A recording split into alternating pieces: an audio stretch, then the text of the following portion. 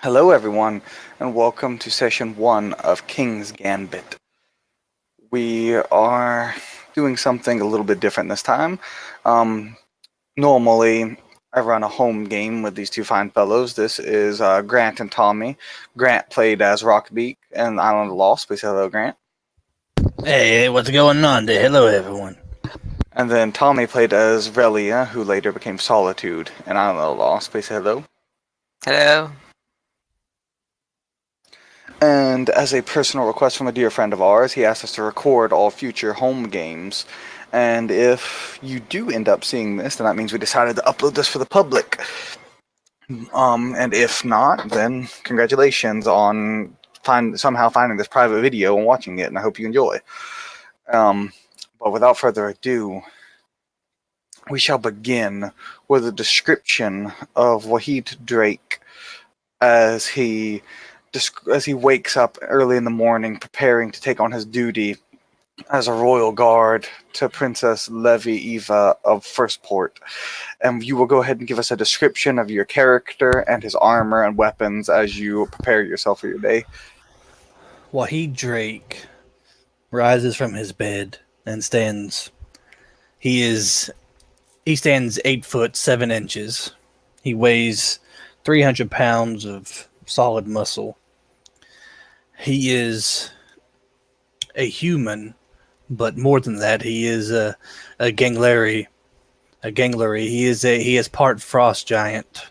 It runs through his veins the icy blood, and he goes over to the wash basin and he splashes some water on his face as he begins the ritual of donning his mail shirt and armor,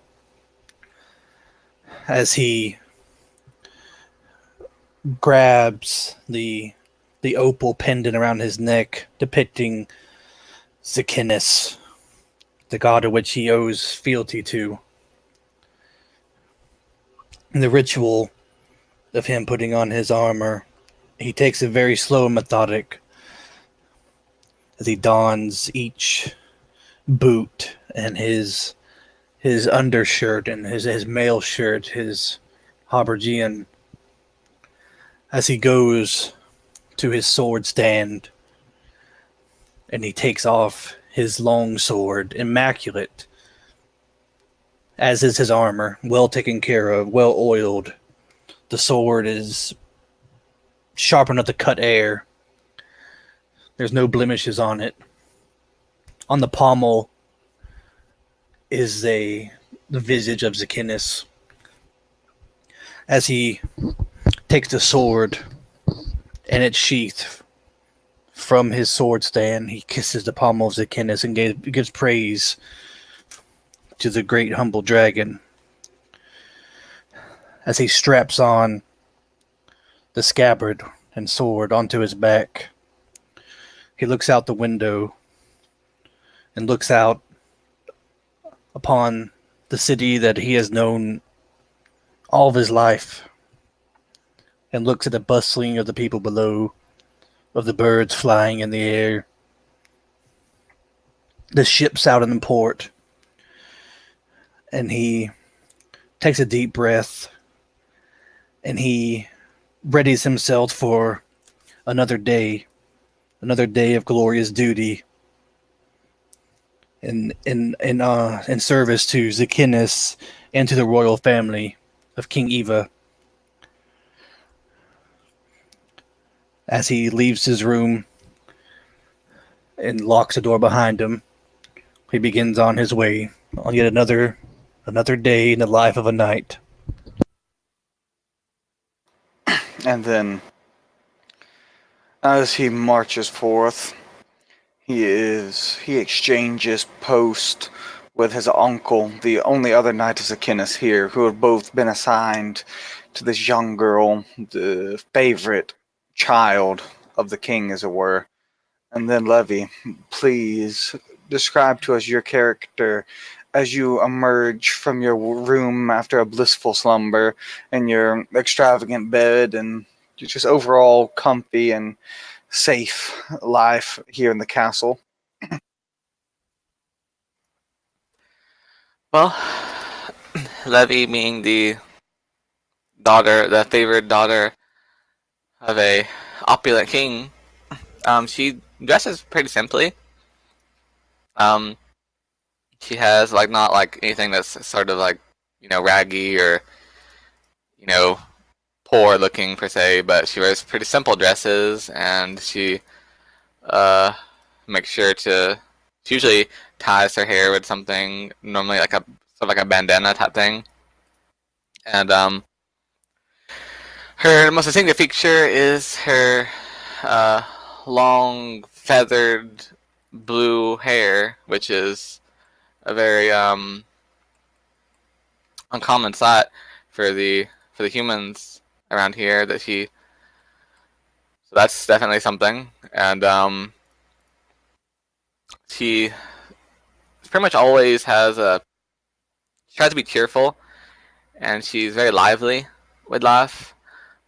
She kind of is like a down to earth type kind of person who likes to make friends with anyone who she can meet. Like she likes to be on people's good sides, basically, and is a very rare person who will see her like in any negative mood. But this day, she is wearing a simple orange dress that can be sort of cut so you can see her shoulders and her collarbone and whatnot. She's dressing for a day of to be going out on the town, as it were. So she has a bandana that she ties around her hair to keep it from interfering with her vision. Um, for purposes of attractive, she has 1 point of attractive, and so while she's not like a supermodel or anything, she is, she's pretty. Um,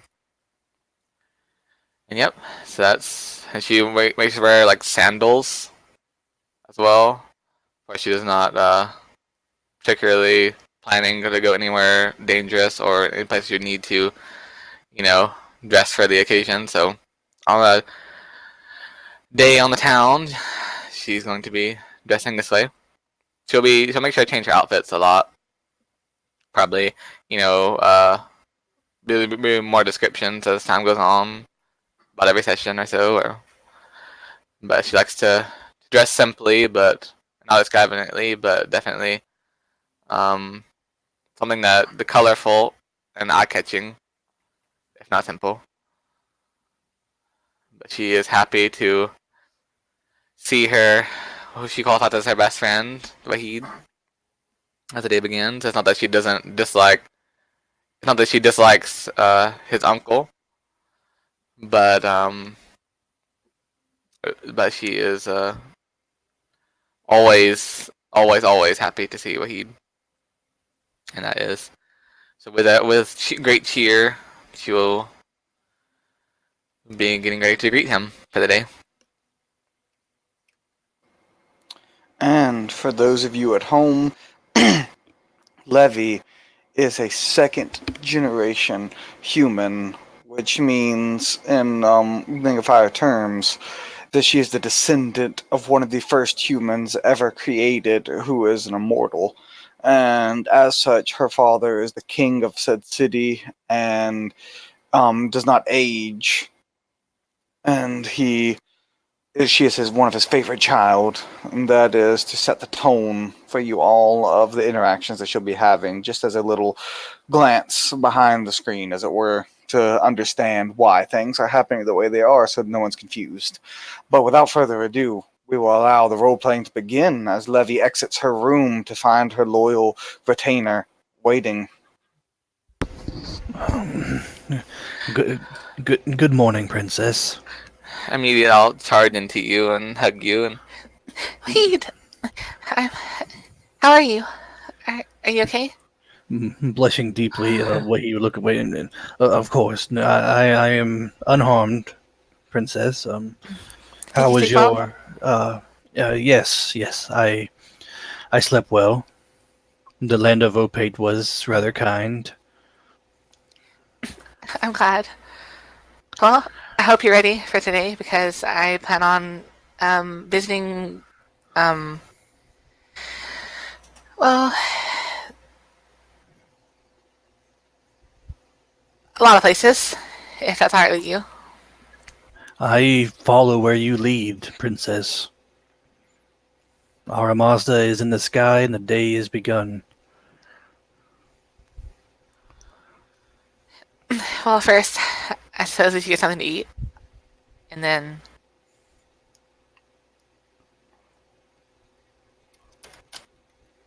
Sorry, a little bit of technical difficulties.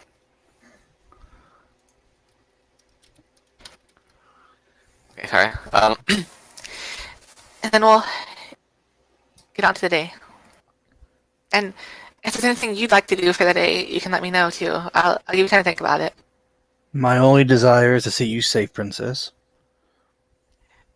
I know that's like your only desire, Wahid.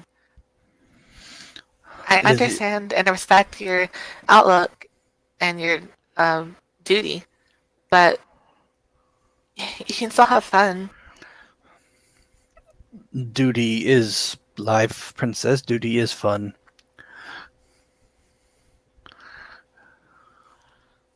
I just kind of smile and, while understanding your words, I'm sort of like never fully not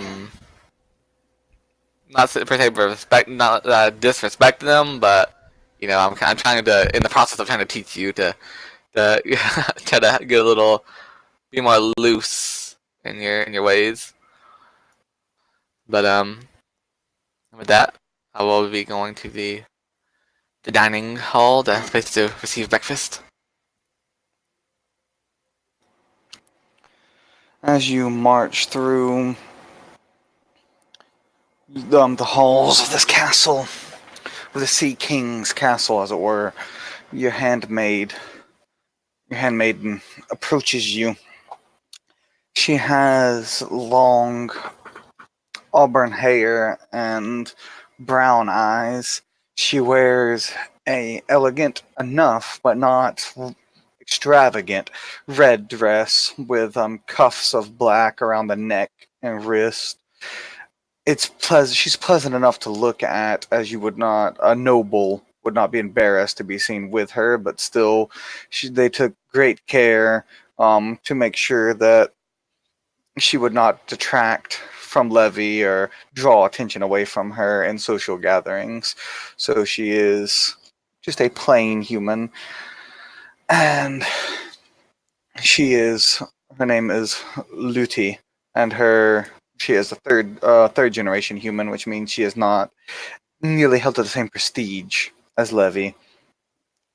And she will come and approach and bow to you and do a curtsy. My lady. Lupi, And I return the gesture. it's good to see you. I apologize for being late with you this morning. She kind of looks down, like she seems to be feeling a little bit guilty. It's like, I things had conspired against me that prevented my swift arrival to your bedchamber this morning, my lady. Don't worry about it. I kind of, after the formalities have been, with the curtsies and things have been exchanged, I go in and I hug her. It's perfectly fine, and whatever it was, I'm sure it was important.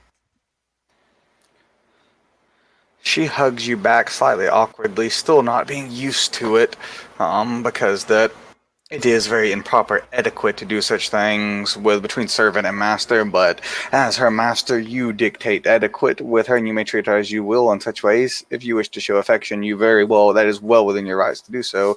It is just still something she's not quite used to, living in the servant caste, as it were. But she's always awkward when hugging you back. And if you'd be alright with it, I'd be happy to talk with you and discuss if it's causing a problem. Oh no, milady, it was nothing you need to worry yourself with.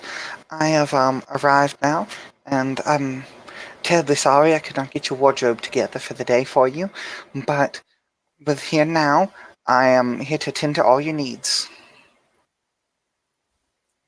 I smile. Where shall we be going this fine morning, milady? Wait, is it still before we This is before you got to the dining hall. oh, She met you in the hall. Oh, for now, we're just gonna be eating breakfast. Of course, milady. So, I kind of lean a little closer to her, like kind of speaking softly to, so that she doesn't have to divulge any information to anyone who might be listening nearby. Um, And if you really, if something's really bothering you, I want to hear about it. We're gonna have time while eating.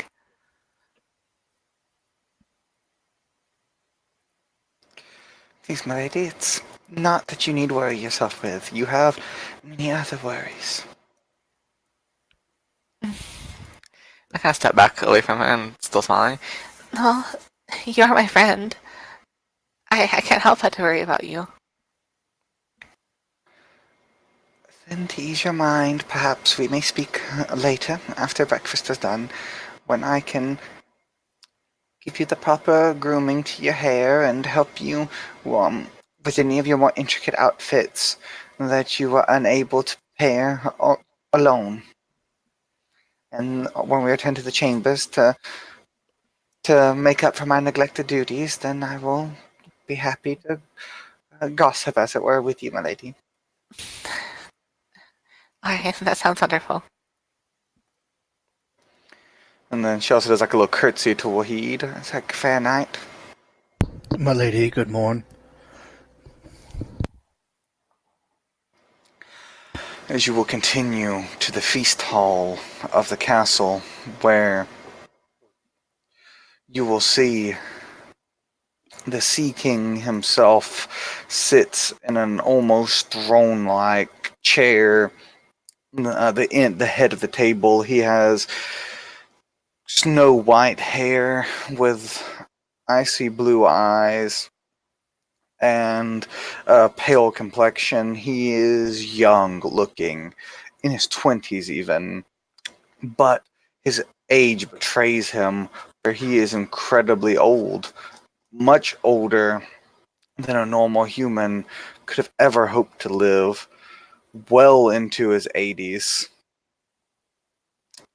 And nearing, well past his 80s, I should say, and nearing his 100th year, although he looks as if he has not aged a day over perhaps 25, and his beauty is very radiant. Next to him, on his right hand, sits his son, Levy's older brother, the eldest son, Mikhail. He looks, oddly enough, older than his father, approaching his late 20s in appearance, but even still, that betrays him, for he ages slower, as is the custom of second generation humans to do so. He himself is already past his 50th year, into his 60s, but appears to be only half that age.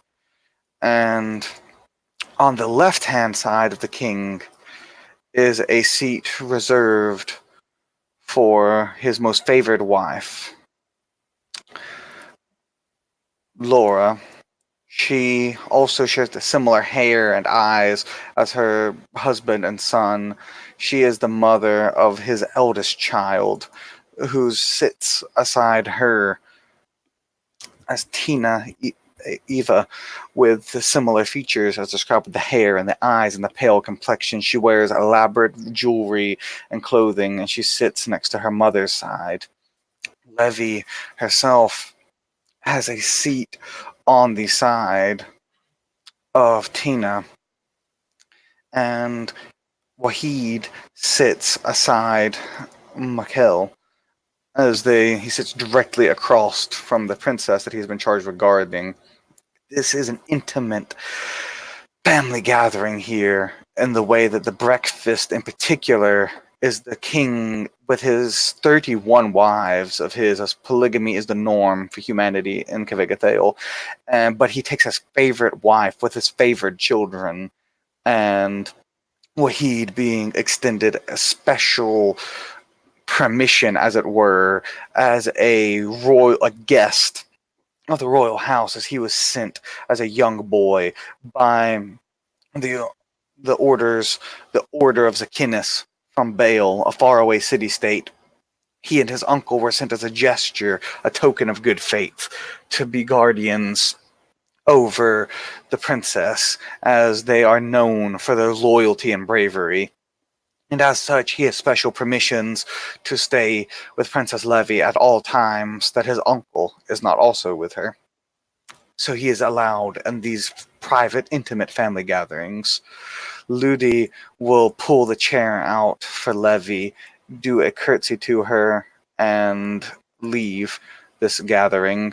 For this is one of the only times servants are not gathered, and that you will pour your own drink, fetch your own bread, etc., as this is a time of private for the closest members of the family to gather together and speak openly without fear of etiquette or prying ears of spies or such. Although, while this is a more relaxed atmosphere, the king will still tolerate no disrespect to himself or his favored wives.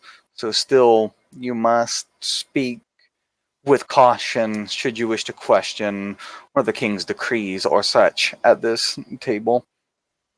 And with that, as Luti pulls the chair back and seats Levy and pushes her in with the curtsy leaving, we shall begin the scene.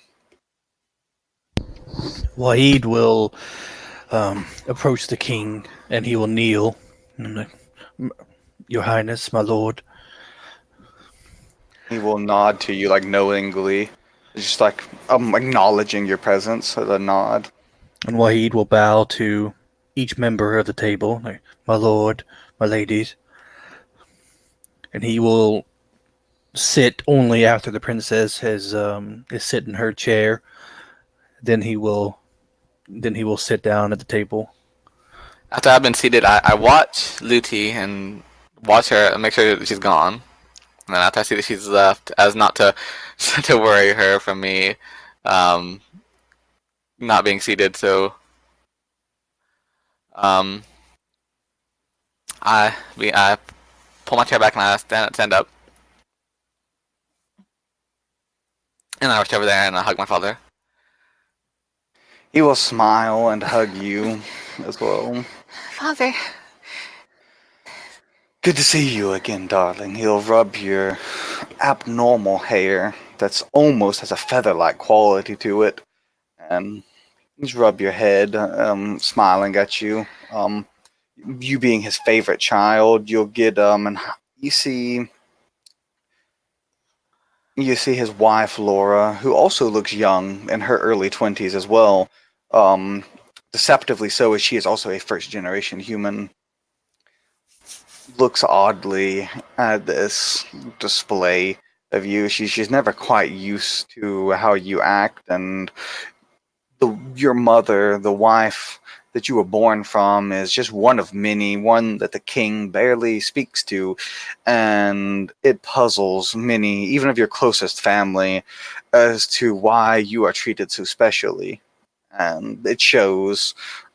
Tina, your eldest sister and eldest sibling in general, she looks just maybe a few days over 30, in her appearance, just slightly older than Mikkel, and she has grown accustomed to it and thinks nothing of it. Mikkel is just pleased to see the family getting along, as it can be a rarity these days. And what is Wahid doing while Levy expresses this love to her father?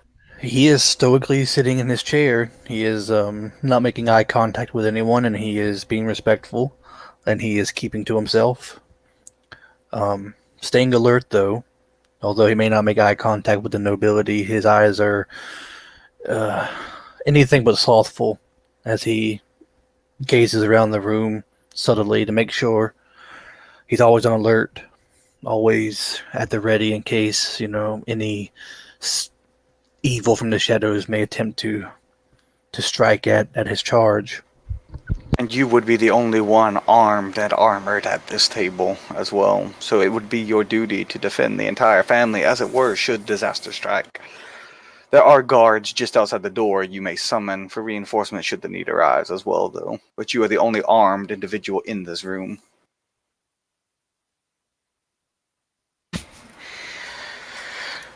After hugging my father, I'll kind of linger a bit and kind of like rub his shoulder, and then I'll rush back over to my chair and seat myself. So, Father, tell us how things have been going. I know not many of us get to see you very often, or not as much as we'd like to. Things been going well? He cracks into a crab and digs out the meat with his fork of his, and as he just takes it, bites into it, and things have been going delightfully well. Of course, as always, the only pressures of the pirates plaguing our trade routes continues. But the council should be dealing with that soon enough, as he kind of glances towards Mikkel, who he has appointed the head of the Council of Eight, the king's royal advisors, as it were, who are meant to deal with such matters in the city. Mikkel kind of looks down at his plate like submissively, and his father's slightly spiteful gaze, as these pirates have been plaguing the town, the city, for many cycles now, with little sign of stopping. And your father's displeasure with the results of Mikkel have become obvious. While Mikkel is a general of some renown on land, he is just that, a landlubber, as it were, and has very little experience with leading navies. And he'll just glance at him like that, and he looks back at you. Yes, but aside from these problems of piracy and such far from our shores, of course, that the town is thriving, the crops growing, the fish coming in. We live in abundance. You will grow, Levy, and you will grow to find your inheritance in this city, this crown jewel of trade and fishing, will soon eclipse any other port city in Kavigathale. Even our greatest rivals, such as the city of Newport, will be but a shadow in our glory by the time you come to age of your brothers or sisters here. You will see a city that they have only dreamed of. I'll sort of carefully watch. Like, I'm smiling, making sure to pay attention to him completely, give all my attention to him as he speaks. But and then as I prepare to say something, I'll make sure that no one else wants to say anything, no one else is going to speak before I make my announcement. People will sort of speak amongst themselves a little bit. Laura and Tina, mother and daughter, and will kind of catch up on the events and talk about the fashions going on and how blue seems to be the most fashionable color this cycle, and how the Temple of Leviathan is growing its power, cycle over cycle and such. They're kind of people are starting to trend towards Leviathan's colors in the courts. Mikhail will actually speak to Wahid, Oh, who's sitting next to him. He'll look over at you and say, "Wahid, yes, my lord. you've served our family loyally for some cycles. For how many was it now? 30? You've been her guard? Something around there? Yes, my lord. Well, you've reported no serious attacks on her or threats to her well-being. No, my lord. I've been thinking. You would be better suited elsewhere besides at my sister's side constantly, would you not?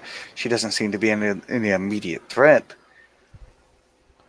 I mean, the Wave Guard is always open to recruitment for a loyal knight such as yourself. I am honored, my lord, but my duty is to the princess.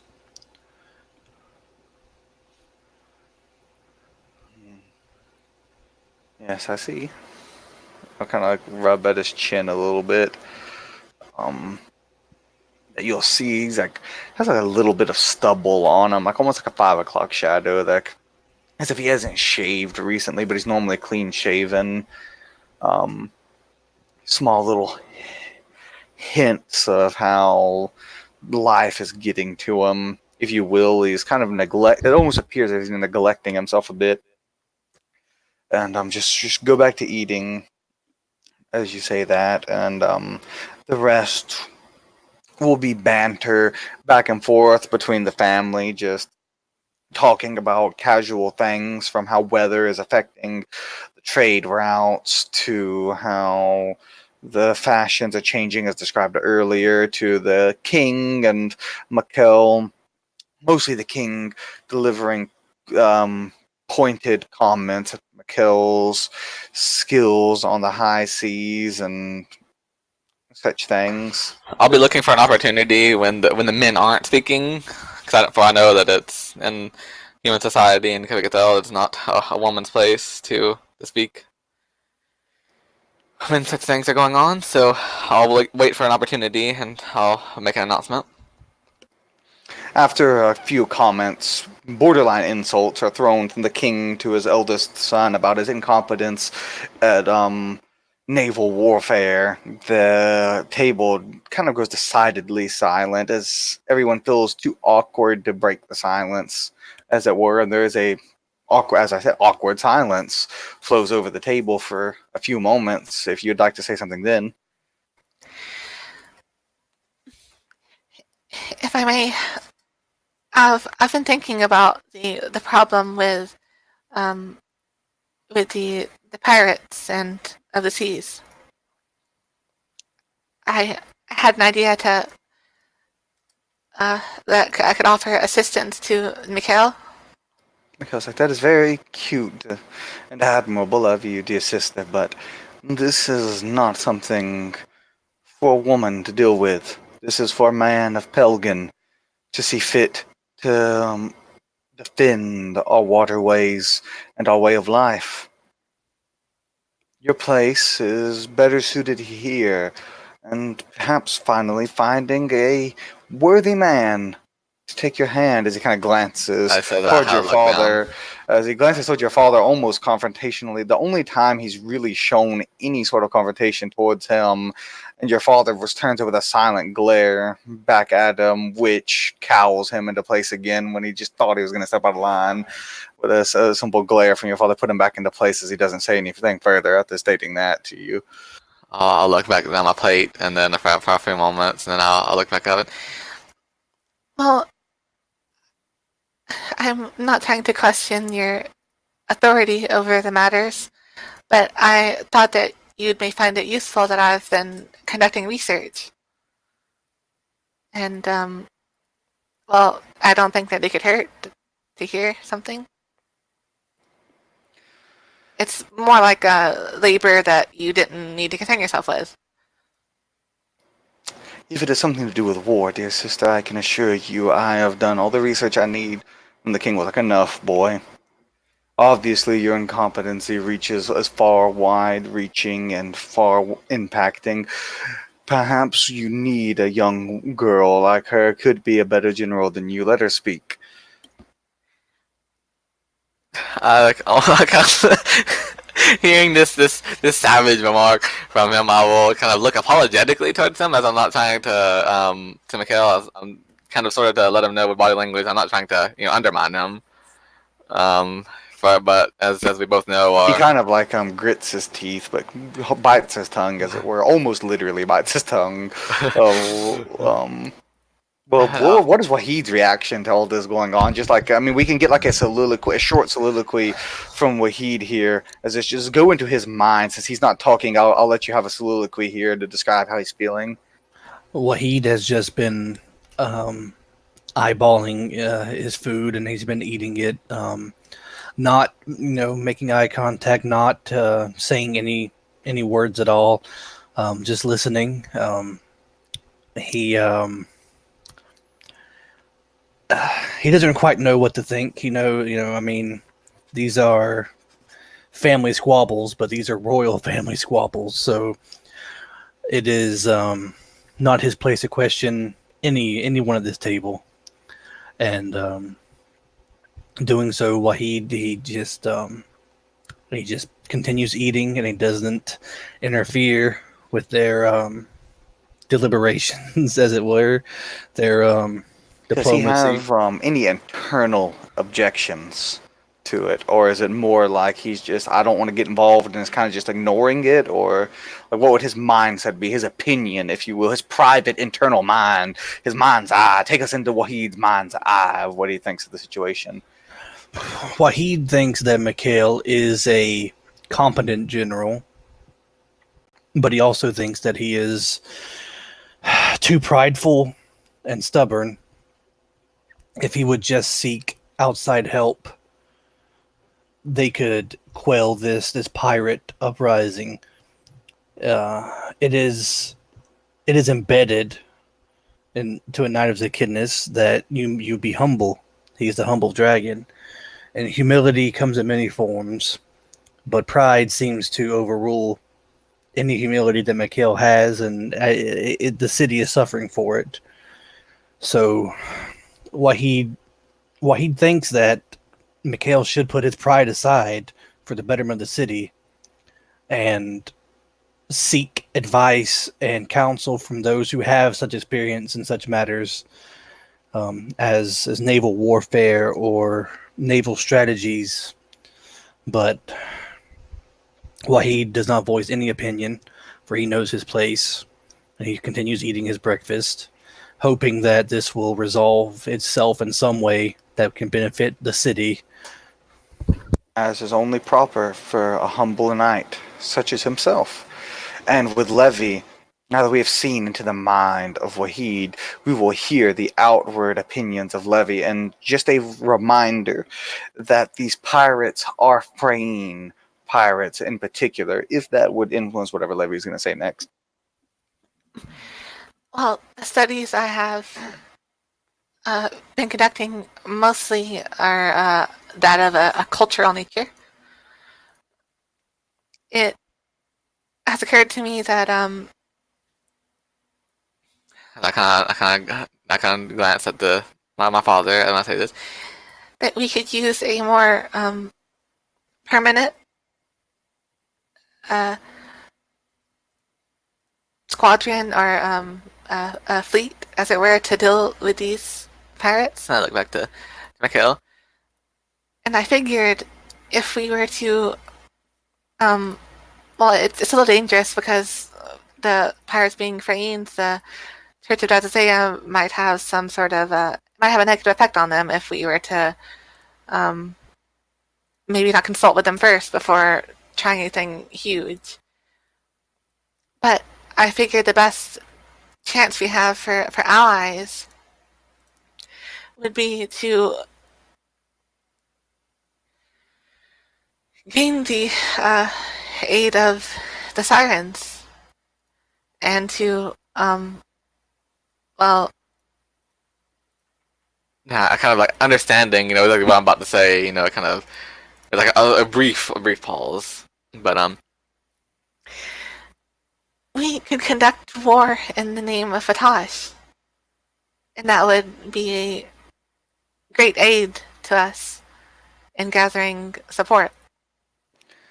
Mikhail will actually stand up out of his seat as you say this. He's like, "What blasphemy is this? Do you not hold dear to your heart the tenets of Pelgan? Do you not know his dogma of ye shall put no God before him? Of how you would dare make war in the name of some god of a lesser race?" And then I was like, "Enough, Mikhail, sit down. The girl has actually said something innovative, something I've never once heard you do."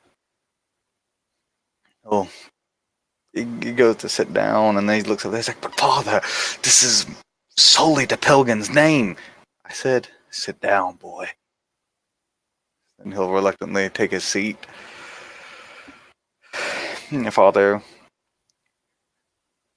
you're wise beyond your years, Levy. I'll smile. I have a reputation of ending conflict without bloodshed. The story of the wave tongue, as it were, I've been dubbed. I would like to keep that reputation, if at all possible, and making war in the name of Fatash would not be beneficial to that. But if it comes to it, you have presented a wise idea. In the meantime," he stops, he pauses for a bit, he looks at you, like almost ponderously looking at you. "In the meantime, I would assign you a task, my daughter. Of course, Father. A task of a diplomat. My eyes kind of light up with this. Your first official test. I would see you on this council one day." As you say that, as he says that, you see Mikhail kind of almost cringes a little bit. He says, "You say that," and then, your father's like, "And one of the key aspects of the council is diplomacy. Speak with the Temple of Dazazea here. Seek their alliance. See if they can pull strings back in their holy land, as it were. See if they maybe, just maybe, have a connection to these pirates in some way, and if they could ease off on our trade routes, perhaps direct them more subtly to more lucrative trade routes to the south." As he says that, they'll give you like a knowing look, which you are educated enough to know the only trade routes to the immediate south of you would be to Newport, which is kind of like almost a rival port city, a first port. I look like I can hardly even contain my excitement at this. Of course, Father. I'll see right to it, and that's a wonderful proposal. You always know what to say. And of course, if you need to promise the aid of privateers, I believe one of our council members has already hired some to deal with these pirates. They're proving better than nothing, as he kind of glances at Mikhail, saying that again, but not good enough. I would have you only, if necessary, for these things are expensive, girl. You may promise them to the Church of Dazazea that these privateers will help secure more lucrative ambushes to the south for these pirates that have been plaguing us then. But remember, the more you can get with the less you give. That is the mark of a great diplomat. I'm completely focused on him. Like I'm just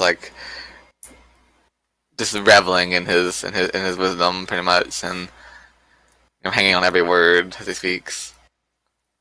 And then he'll look around after basically making sure that you've absorbed his knowledge. And he'll look at everyone in the room, including Wahid. Like, he'll look at everyone. And as always, he'll put his stuff down and stand up. "No conversations shall ever leave this hall. I am finished. Come, Laura. And then you see his wife gets up and they exit together. Tina and Mikkel are still seated at the moment, but you may leave now if you wish. I will stand when the king does, and I will bow until they leave. I'm going to wait to stand until Mikhail does. Trying to be respectful towards him being a man in this society. I will sit down after the king and queen have left, or her highness and everything. As soon as the king is gone, Mikkel will slap onto the ground and crash the dishes he was eating with and storm off. Tina looks at him almost sorrowfully as he leaves. Something that's not a common emotion for her to feel is look like she feels sorry for someone. She's known to be quite ruthless, but she does display almost like a soft spot here as she sees her brother's pain. And then she'll politely get up and, "Good day, Levy." Does like a little curtsy to you. I stand up and do a curtsy as well. And she'll do a quick glance at Wahid without actually saying anything to him, but just kind of glance at you. Well, he will stand and bow. And then she'll just do a little curtsy to you as well. And then she'll exit.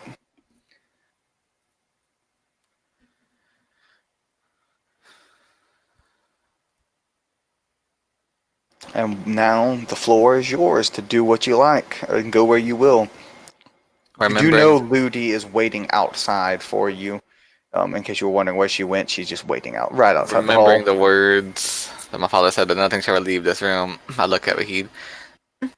Wahid, can you help me clean this up? I don't want the servants to know something happened. Yes, princess, I will take care of it. Do not worry. And he will then begin cleaning up the mess. As you begin to clean up, I'll join in to help you as well. There's not necessary, princess. I can take care of this. Shush, Wahid, it's fine. He would just blush and look away and continue picking up more dishes.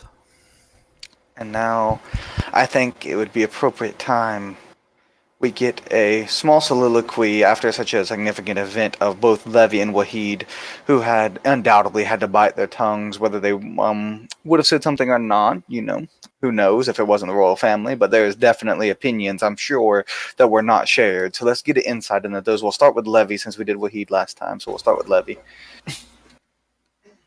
So as I'm sitting here cleaning up and smiling at Wahid, and I look down and begin to focus on cleaning up the mess.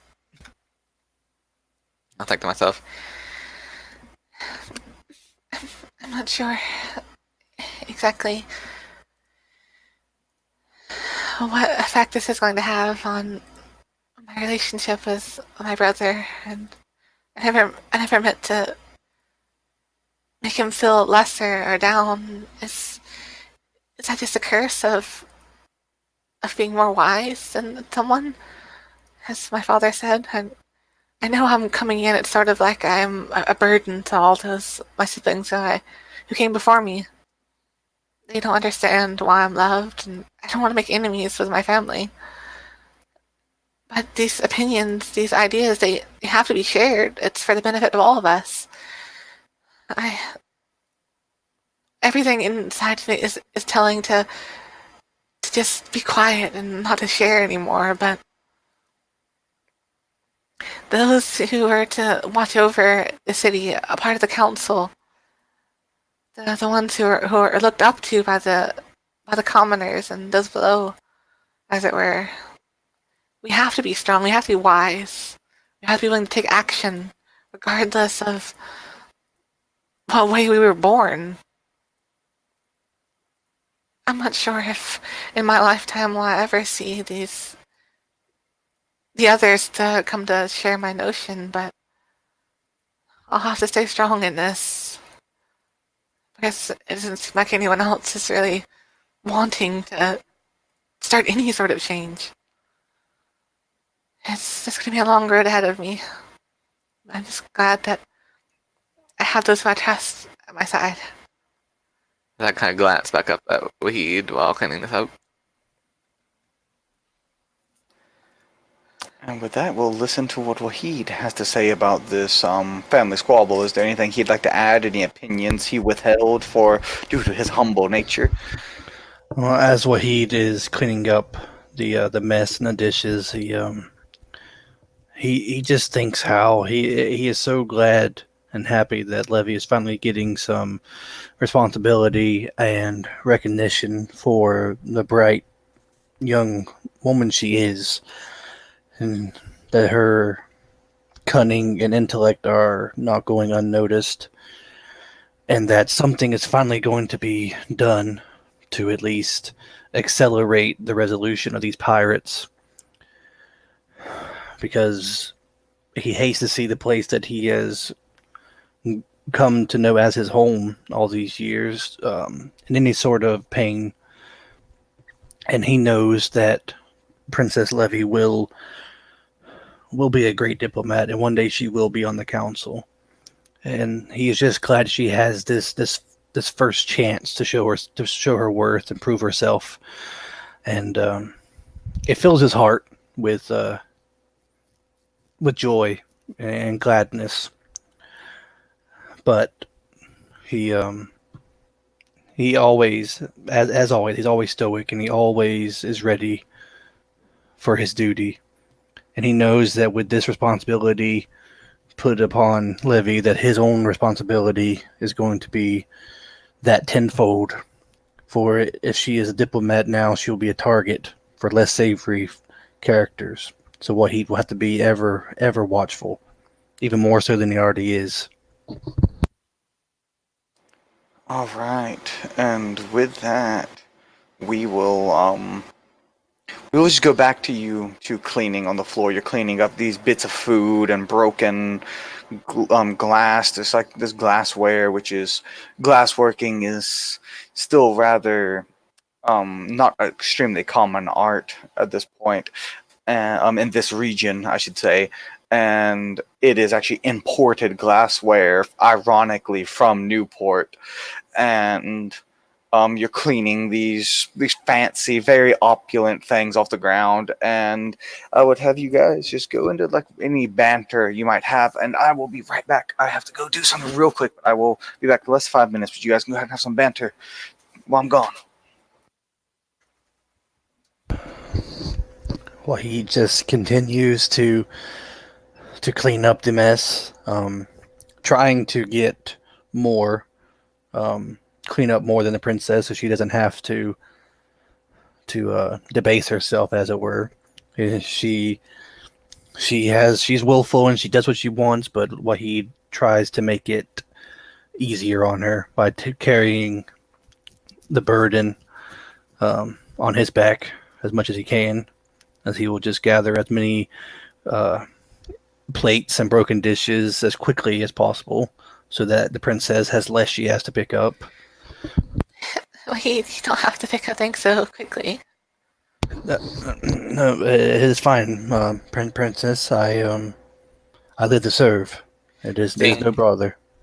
Seeing you pick up these dishes and the parts of it as you're all be trying to gather up the food and as not to get in your way, but the bits of food that have fallen. You really don't have to burden yourself, princess. I am more than capable of taking care of this mess. You needn't get your outfit or your hands dirty. No, it's really fine. But, as far as I know, there's nothing against your fate for me to work on my own, and is there? No, princess. It is just. It is not common for someone of your station to be debased by such lowly endeavors. Well, I think that the best leader is also a follower, or should I say, a servant. The best leader serves their people, and what thing is more like a servant than to clean up messes. As you say, princess, you are your own woman. And he just would just blush and look away and start piling dishes up and silverware and putting them in a neat pile. And I have returned. So, I'm sorry to keep you waiting, but we can continue now, and you may either continue your banter or move on as you see fit.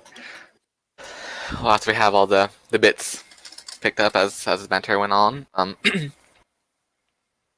we go and discard it and make sure to try to keep it out the eyes of the servants. Try to keep it to just so me and Wahid are the ones who know that this happened outside of the family. It is easy enough to do so, as no servant dares enter the private dining hall without permission until everyone has left, for they know this is early in the morning, is completely private, and even if there is only one family member still left in there, they will not enter without permission. After those things have been done, I kind of try to wipe my hands what I can off on a cloth, and Wahid will give you a handkerchief and a napkin, a clean one, and hand it to you. I'll clean my hands. I'll wipe my hands from it, and maybe there's some like leftover water or something. I'll kind of pour a little bit, and then kind of try to get the harder to get things off of it, and then kind of clean it down like a wet cloth. And then I will leave the room as let the servants come in and do their duties as well. As always, Wahid is close behind the princess, shadowing her every move. The princess herself is acting fairly humble, as it were, and in essence, almost with every humble act she performs, is a prayer to Zachinus, as it were, as performing things within a divinity's domain is essentially the same thing as praying to that divinity. And this might fill Wahid's heart with some amount of joy to see the princess's humility, which is rare for her family. It does. It does bring him great joy to see her being humble, but at the same time, he's conflicted because he does not wish to see the princess of such high lineage debase herself with such menial task, and he understands that she is a princess; she can do as she wishes, but he secretly just wishes she would just let him do these menial debased labor for her, as to save some of her her noble dignity, as he was taught and raised in such matters. It is hard for him to turn a blind eye to the dishonor. I mean, if you wish, it's a pretty harsh term, but a dishonor that the princess has to go through in such actions. So while it does fill him with joy to see the princess use humility, at the same time he's also torn because of the way he was raised and the etiquette in which he has to conduct himself. And with their exit from the dining hall, Ludi will be waiting outside and do a curtsy to the princess as she leaves. Like, my lady, are you ready for us to return to your chambers? Yes. Shall I fetch you a new outfit? I think that'd be appropriate. I'm actually going to head to the Church of Isaiah. Ooh. Shall I fetch you something of her colors? Yes. Yes, my lady, I will have it prepared for you shortly. She smiles and goes off and scurries off to your room again to prepare your wardrobe.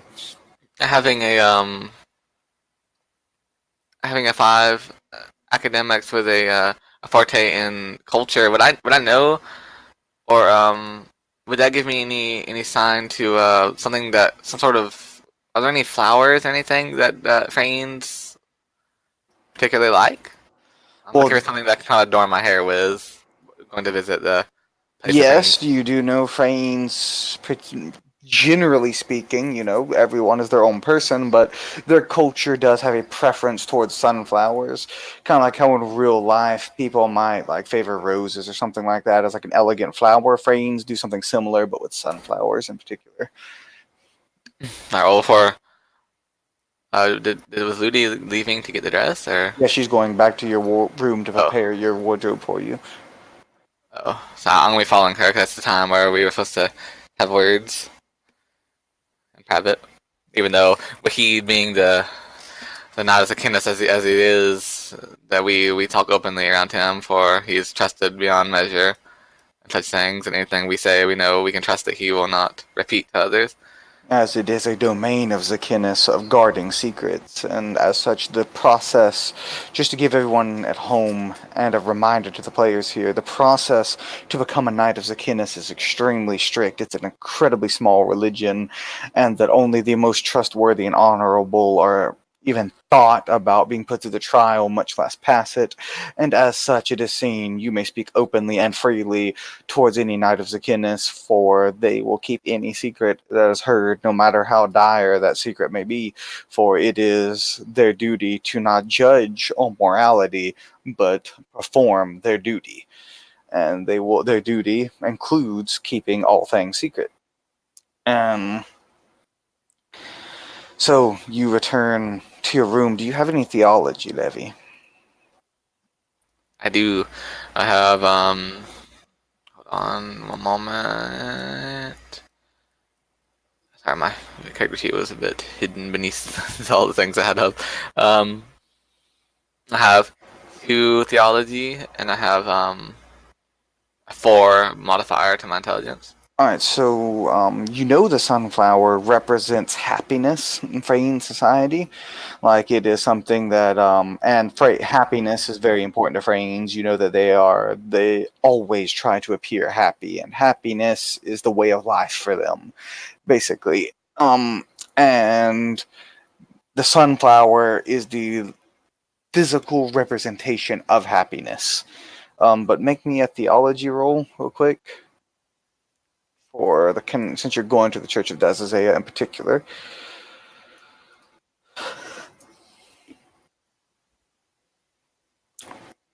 That's going to be an 18. All right. So you would also know the Dazazea's holy symbol is a golden sunflower, which is etched onto a gold coin and worn around the neck. And while Dazazea has domain over flowers in general, the sunflower is particularly special and is basically considered a holy object to the Church of Dazazea. So would that be considered disrespectful to have one in my hair? No, it would be disrespectful if you were not a worshiper and wore the symbol, but having sunflowers about you would simply be showing like, oh yes, I like these sunflowers and everything, and I like Dazazea's gift and enjoying her creation, but you wouldn't walk up there with a holy symbol wearing it blatantly. Yeah. You are not a worshiper. Alright then. That's what I do. So I'll head back to my chambers.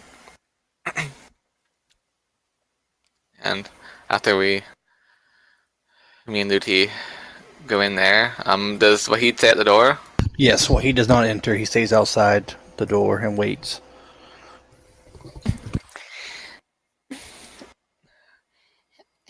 After we get in there? Ludi, I'd like to have a sunflower to adorn my hair with. Yes, my lady, we'll have to stop by the markets to pick one up. I don't believe the castle's garden has sunflowers in it. That's fine. Although I think we probably should, if we're able to do that sometime soon. I will see what I can do. I will speak to the gardeners and tell them you have requested sunflowers. Yes, it's because of the cultural unification of those around us. You know, us humans were sort of the minority here. It would be in our best interest to show appreciation for the others. Yes, of course, my lady. You are very wise. That's not like this. I believe that Azazea's colors were yellow and green.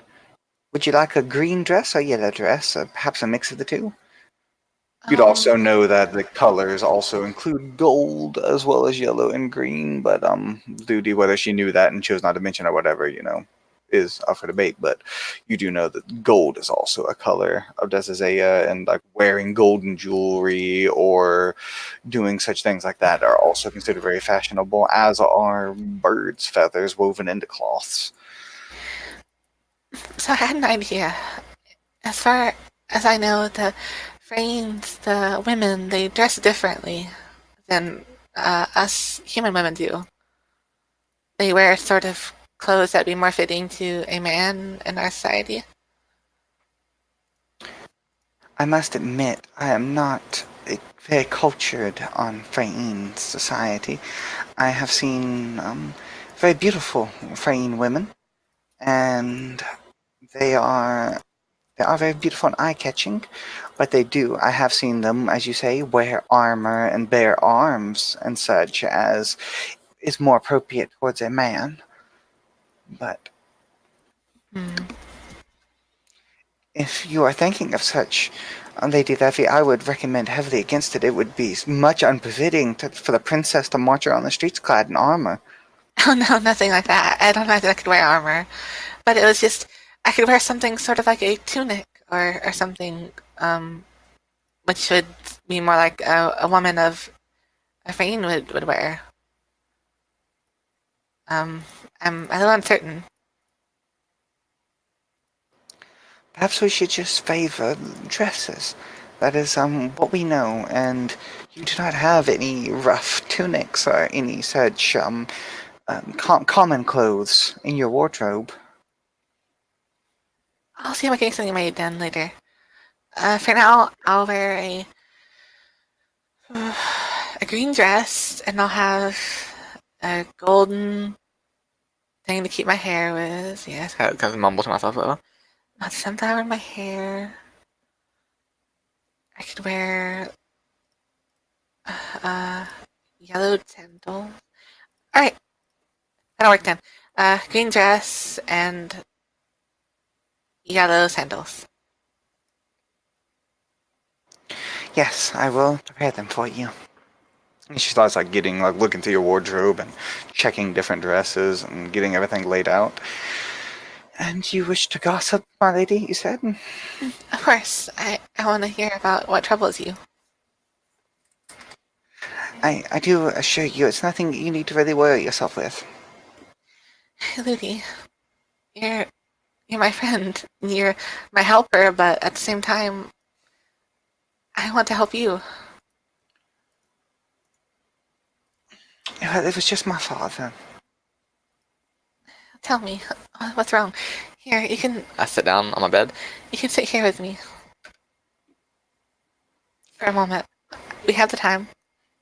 It's still early. Sits down with you. My father, you know her father is a man named Cade, and he is a second generation human, and he is the blacksmith here, the personal blacksmith of the castle. He is even though he is second generation, he has not nobility or royalty in the city or anything like that, and um he is of the Smithson line, and he is the one of the best smiths in this town that you're in, and as such, you know him well in the terms of you've seen him around the castle. You might not have a personal relationship with him, but I'm sure Wahid would, with knowing that anytime needs replacements for his arms and armor, if they get damaged or anything like that, and he needs to use a forge, whether he prepares them himself or has someone else repair them, then he he would know to go to him and chill with him, because that is he is the guy who you go to to get stuff done around here when it comes to armor and weapons, you understand. And she then says, he's still upset with me. Oh, is it because that you're unmarried? Yes, he's rushing me to find a husband, but I tell him these things take time, and it is rare to find a man who wishes to marry a servant girl, and that most of my sisters have been married off, and I'm the oldest of his unmarried daughters, and he fears that it will be too long if I keep waiting. And we had a bit of an argument, if you will, before I left to come visit you this morning, Miss Levy. And that's what kept me. We can hold her hand gently. Well, is there any man you had your eye on? No, my lady, I dedicate myself to you. I'm here with you all day. And by the time I return, I have my chores at home for my father. I don't have time to gallivant about and court the interest of men, as it were, because that I am too busy with the things and my duties. And don't misunderstand, I'm not trying to complain about serving you, my lady. It is, I greatly enjoy your company, and I enjoy my role here as your handmaiden. All this while, I'm But kind of gently smiling at her. it does not afford me the time to perform courtly endeavors. Well, what if something happened and your chores were taken care of for a time? Would that permit you enough personal time to look for a partner? Oh yes, I would have a few hours to myself with my chores being done, and I could maybe even visit, oh, Pelgin forbid, visit a tavern or something, and maybe court someone's interest. I'm a rather good cook, and I'm very good at cleaning, and I'm a seamstress as well, and I think I could make a good wife. Yes, a lot of men would definitely look for those traits in a woman. Well, so tell me more about these chores. Are they something that could be handled by someone? And I kind of gently let go of her hand and kind of use like hands and with her, so like kind of like put my hand high, like huge. Like, Someone huge you take care of? No. These are chores for a woman. I cook and clean. I help my mother and her sister wives cook and prepare the meals for father, and I clean his clothes, and I watch after the younglings and such, and help them be put to bed. After one of his wives, Pelgin rest her soul, fell ill and perished a few cycles back, her chore loads were then burdened to me. Well, how about this? How about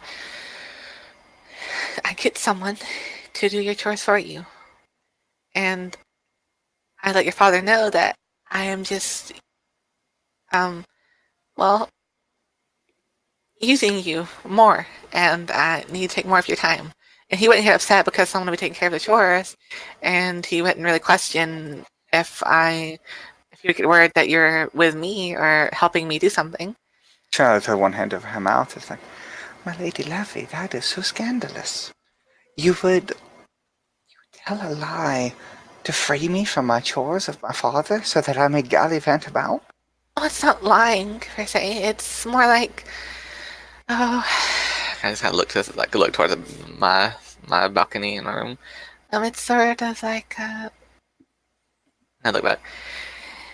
well, you're helping me because, I mean, I'm not saying this to say you're a burden or anything, but if you are,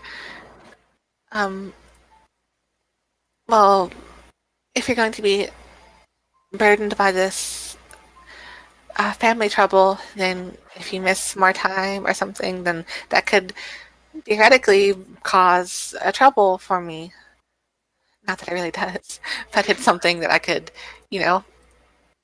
sort of commit to the truth that really is you just doing your duties for me and helping be a better servant.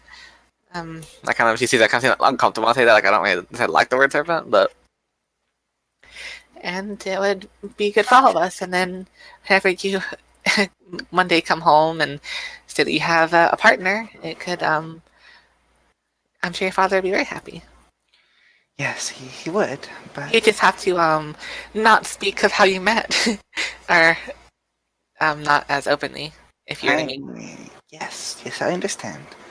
I believe that could work. You see, Lady, I know how things are, and I know how my siblings may act with their servants and like my brothers with their wives and all that, but really, to me, I understand the roles we have with me being like royalty and you being a servant, but that's all formalities to me. I just see you as my friend. And I want to help my friends. And I think if I'm going to ever be anything worth anything in this city, I'll need to sort of show that and to express this feeling I have of I want to be a friend to everyone. I think learning from my father, it's best to lead that way, without bloodshed and with diplomacy and kindness, or something similar. I believe you will make a fine lady of the coast, Miss just Levy. hug her again. And Thank you, Liddy. Just try not to worry too much. I'll make sure things are sorted out for you. You just worry about I kind of grin. I back away from her. Her Like, hug's a little bit more compassionate this time than that awkward hug she gave in the hole. I gently kind of let up on the hug, and I kind of like move to kind of look her in the eyes. I kind of grin at her. and all you need to think about is what you're looking for in a man.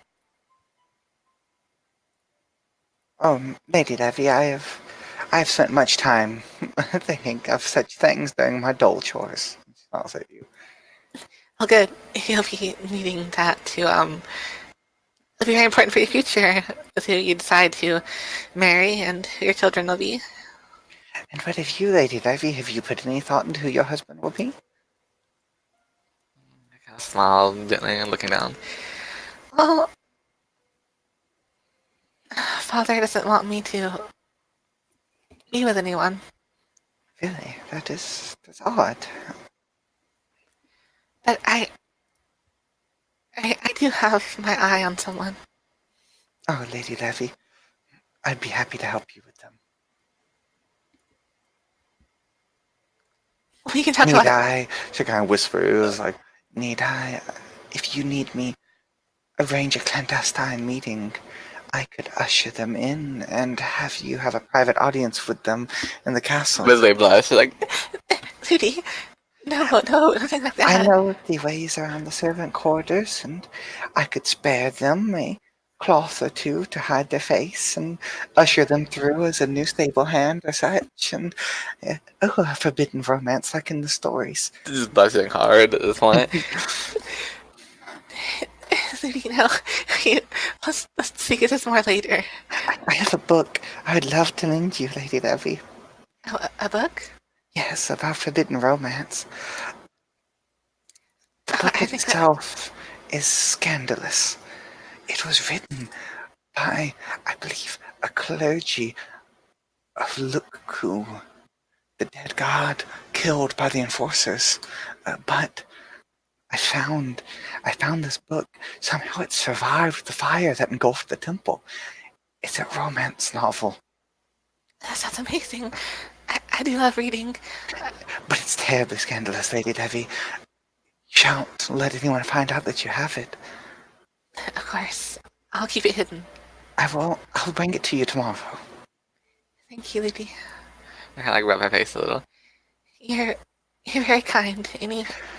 She gets up and stands up like, oh no, I've been gossiping the day away. We have to get your clothes ready. Oh, it's fine. Oh no, milady, it's not the the Church of Dazazea. I believe they hold their church at noon every day. And if we are to catch their leader, we must be there before the ceremony ends. All right. Well, let me help you. I go in and I kind of help get my wardrobe together with him. All right, as you're getting it together, Wahid, you're standing outside. It's taking Yep. them literally forever. Like, holy crap, you're literally about to pass out from boredom or something almost. Like, Nope. I am stoic. I understand that women have their rituals they have to do, and I have no reason to believe that any ill intent's going to happen upon them. So, And this is taking much longer than normal, and you know that you know how long it takes them normally, and this is taking longer. I also know that Ludi was distressed when she came. So, Wahid he's assuming that they are speaking of womanly things, and he knows his place. Unless he has any cause to believe that they are in danger, that will be the only time that he will enter. Patience is a virtue, and he will stand his watch diligently. He trusts that the princess, and he trusts that she knows what she's doing in there, and he hasn't heard any sign of scuffle or any sign of attack or anything. So he will wait. He will wait. He waits patiently, as is his wont and duty to do so as a knight of Zachinus. And now, as he sits here, waiting and waiting and waiting, over an hour passes of just unadulterated waiting. This is incredibly dull. There are a few servants pass by here and there, and most of them are too frightened to even look him in the eye. The few that are brave enough will maybe nod to him as they pass by quickly, but he strikes an intimidating pose, as it were, like his stature intimidates them. Do you have any ranks in Intimidate in particular as well? I do not. Yeah, so he's not like necessarily threatening looking. Like he doesn't look like, oh, I'm about to rip your head off and kill you or nothing like that. But he's like, he is just imposing and alien, you know. Intimidation was not in the curriculum of the Knight of Zachinus. Any intimidation he will gather will be from other means, but as of right now, he does not have any intimidate. He doesn't try to be intimidating, but like you said, his size and his demeanor, his face and his features are alien and shocking, I imagine. So,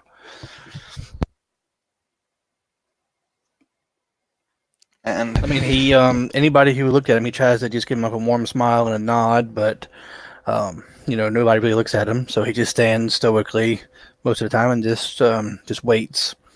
But if he'll wait like 30 more minutes. It's been an hour. He'll wait 30 more minutes before he might, something might have happened. For all he knows, his charge is dead from poison, or some assassin lurked in the room and waited for who knows how long to strike. But he'll wait a little bit longer.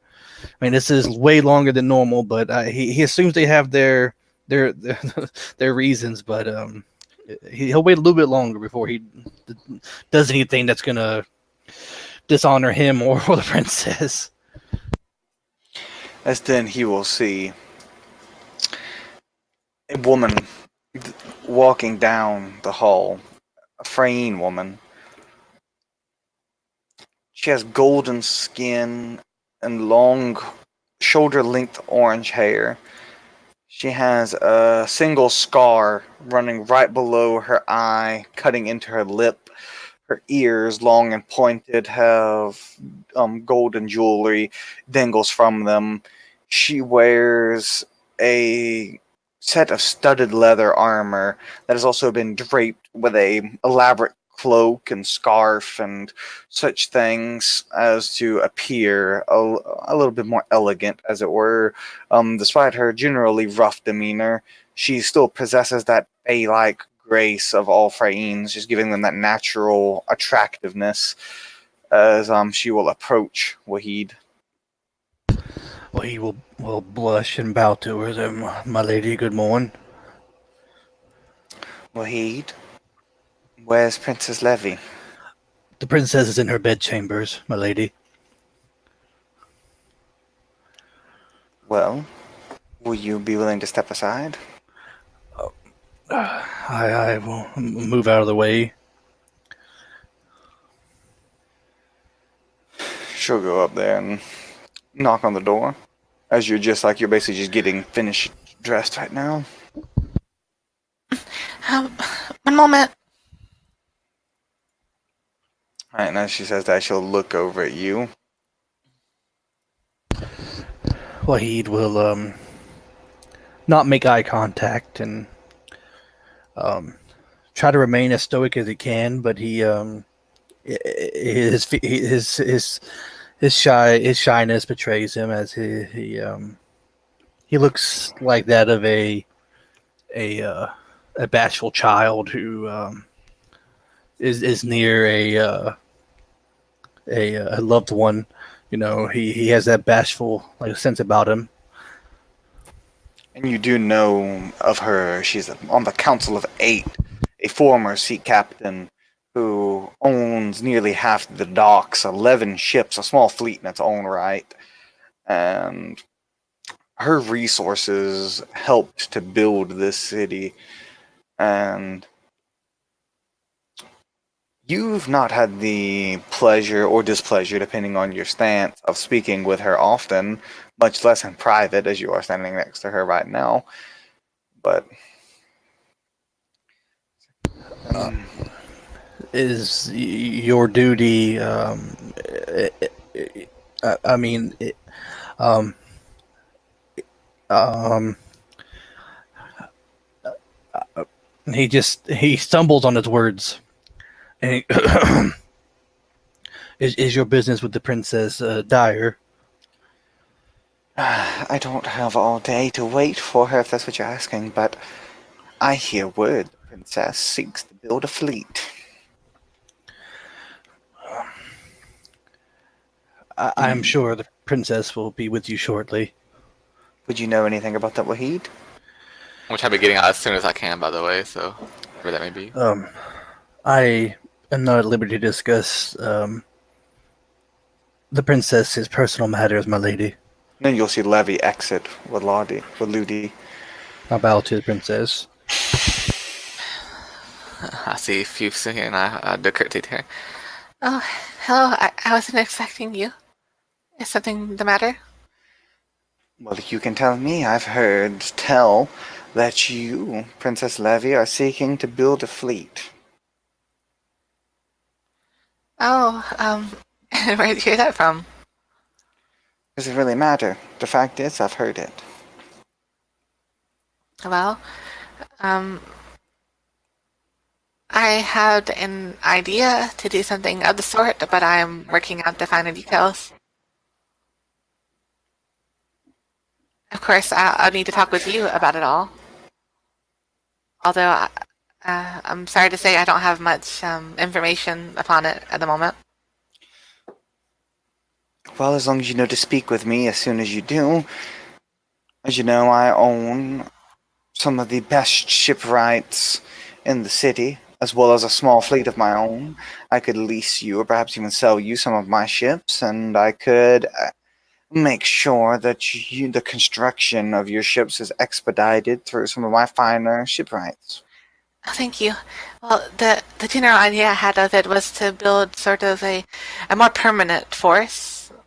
Although, as that would be a very costly endeavor, I'm looking to deal with our problem and help my brother with what he was supposed to do, in a more diplomatic manner, if possible. Yes, Forceport is navy is shockingly small. Your father has seen fit to repurpose almost every ship in the harbor to be a mercantile vessel rather than a ship of war, and this has left us vulnerable as the pirates have seen fit to exploit.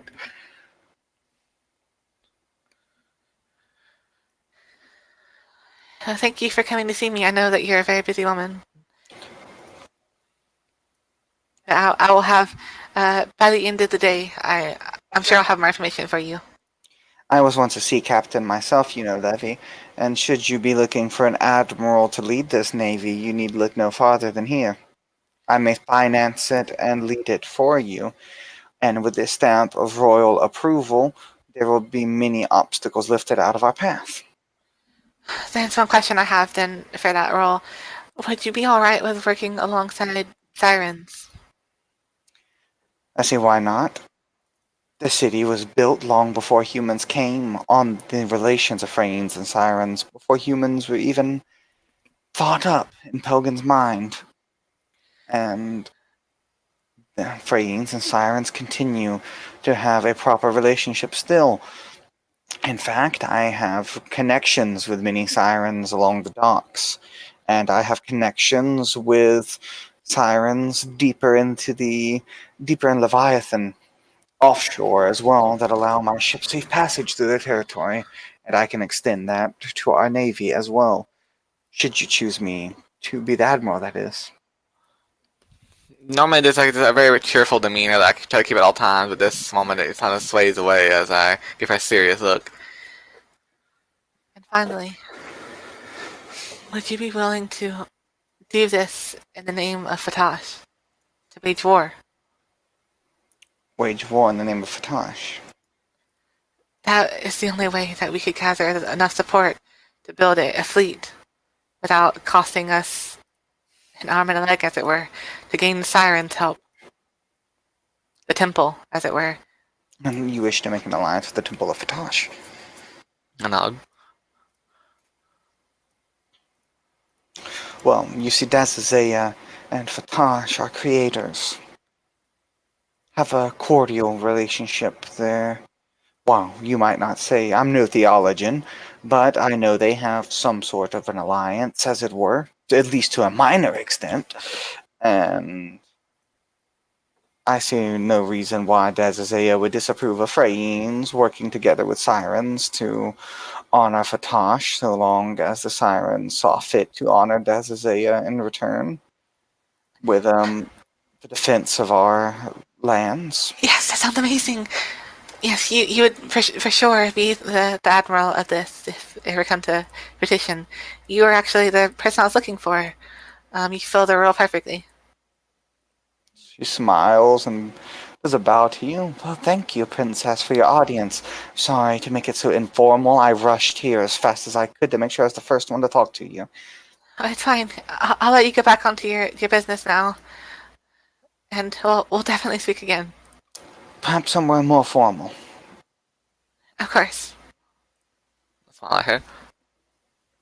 Looks over Salt. Just takes a good long look at Wahid. This thing here. She kind of pats him on the chest.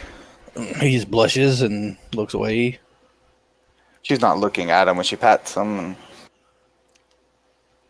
you sure your bodyguard isn't half ogre?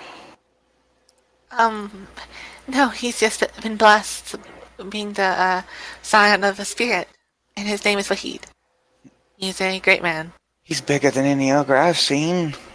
She's still kind of looking him up and down. He's massive, 8'7", where most ogres peak at around 8 feet. They're almost a foot taller than an ogre. And for those of you who use metrics, that's just under 3 meters in height, I believe, if my calculations are correct off the top of my head. And he's huge. And she herself is about... she's only about 6 feet tall herself, 6'2" to be exact, which is just over 2 meters, and he's just towering. And she seemed almost enthralled by him, like not necessarily in like a ooh he's handsome type way, but just like impressed with just how massive he is and how he's just extremely muscular, extremely stocky, and just a fine specimen of a warrior, if you had ever did see one. But I would not give for someone like him at my side. It pleases me to say. He blushes extremely deeply at this. He loses the veneer of composure at this, and he tries to regain it quickly. And she is looking at him when he does this, and she kind of raises an eyebrow, like cocks an eye at him as he just devolves into this blushing mess. I kind of glance over into noticing this, and He quickly, as fast as he can, regains his composure. It pleases me to say that Well, ogres are huge, and our bodyguard make fine bodyguards. Those who can be guarded by one can say, "I have a veritable mountain." Who's protecting me? I can say, "Well, I have a bigger one." Indeed, you can. And you probably want to stay on his good side too. kind of like Of that too a little bit. course. And that is one of the best reasons to have someone like him. She's still staring at him right now. Anyone? Turret. They look at this thing, this mountain of meat here, and they say, "Oh, that is someone I do not wish to get on the bad side of. I am not quite ready to meet Tahul this day." My ladies, I'm just a humble knight. I am just a humble servant. I'm nothing special. Oh, I say to the contraire, my friend. You are very special. I've never seen someone quite like you, and she kind of like points, can't even touch, but points at your antlers. It's like, just look at those. Those are quite something. He he kind of he kind of just nods in I do agreement curtsy to her again. And again, thank you for your time, but I really must get going. I'm heading to the Church of Saga. And also, I would note this whole time, everything she's doing is not necessarily in a degrading or disrespectful way. She just seems in awe of Wahid and his alienness, which may come across as disrespectful because of just the lack of manners presented with just being awestruck by this majestic creature. He's like, "Oh, yes, of course. I kept you far too long, Lady Levy. As we said, we shall talk at a later date." Of course. And then I can take up. I look at Weed and kind of begin walking with to the church. I just bow to Lady Fisu and quickly fall behind Princess. And Ludi is following behind as well, rushing right alongside Levy. Are you moving at full speed, Levy? I'm kind of walking briskly, but not like fast. I'm just kind of briskly walking, like kind of like with determination in my steps. What is your total speed? I believe that is 10. Yes, I believe it's 10. Oh no, it's 11. So It's 11. Oh, well, yeah, so it's around average. I think 10, 11 is like average. So Wahid has absolutely no problem keeping up at you if you're power walking, if you will, as fast as you want. Wahid has, even in his armor, has no problem keeping up with you, so you don't have to worry about leaving him behind. Ludi, on the other hand, does a little bit struggle. She's like lagging behind a little bit, like holding her dress to trip on it, almost borderline running to keep up. I'll make sure I'll kind of slow down to get her pace and I see her doing this. This is not to, worry too much about it. And you exit the majestic castle. Just imagine, if you will, as the camera pans out from the heroes of the saga and turns back as you see them exit through the front gates of this drawbridge laid down around a moat around the castle, as the castle sits atop a rock in the middle of a bay that is surrounded by water that has been corned off by a sea wall. Normally you would have been able to go up into this like a bay-like area, like almost like a lagoon, but it's been cornered off by sea walls, and the castle sits in the middle of this rock formation in the center of this, and the castle is built into that rock of this stone, and the waves crash far below as the castle sits 40-50 feet above sea level up here. High enough that the waves from below that do crash in don't reach that high. Even in the most violent storms, the great sea wall and the sea gates keep the larger waves from damaging the castle in any way, shape, or form. And you go across this massive drawbridge, and by drawbridge I mean it is a genuine bridge that gets lifted up, like a 20-foot bridge that gets lifted up by these massive mechanical contraptions, leaving the castle an almost impenetrable island, as it were. And this castle was built roughly 400 cycles ago. And with the coming of humans, the Sea King had this castle constructed himself. It took about 60 cycles or so to even build up the base of this castle. 60 cycles would be 13 years to build the basic outline for this castle, and even longer before it was fully completed. And then you go out and you see this majestic white castle, and on the outsides of it you see paintings. You see paintings of Pelgan and the god that created the humans in his full plate armor with his broadsword at his side, standing triumphant at the head of a bunch of other humans as they follow behind meekly, and it's like a mural that paints the humans' rise to power. And you see the king shaking the hand of a siren man, and then you see the king with like his one arm around Freyine woman and one arm around a siren man. So they're all smiling together, like paints a picture of unity, and just kind of like a mural that paints the story of the wave tongue, the legend of the wave tongue, as it were. And it's constantly touched up. In fact, right now you see there is a satyr being dangled down off the ledge, tied up to some ropes on the side of it, touching up the paint.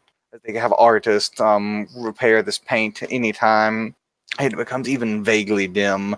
And the rest of the castle has this plaster all over it that makes it look like shining white in the light of our Mazda. And the stone, you can't even see the cracks in the stone, like where they would put the mortar to hold it together, because it's plastered over, so it just looks like one solid rock. And you see the machiculations extend off a little bit, which are essentially these holes that you can look down and fire down at without being able to shoot back up in the walkway up by the battlements. And they extend off, and their supports are these stone supports with these elaborate, basically made into symbols of whales for Leviathan, and in respect to him, as these like stone wells support the machiculations that extend a few feet off the edge of the battlements.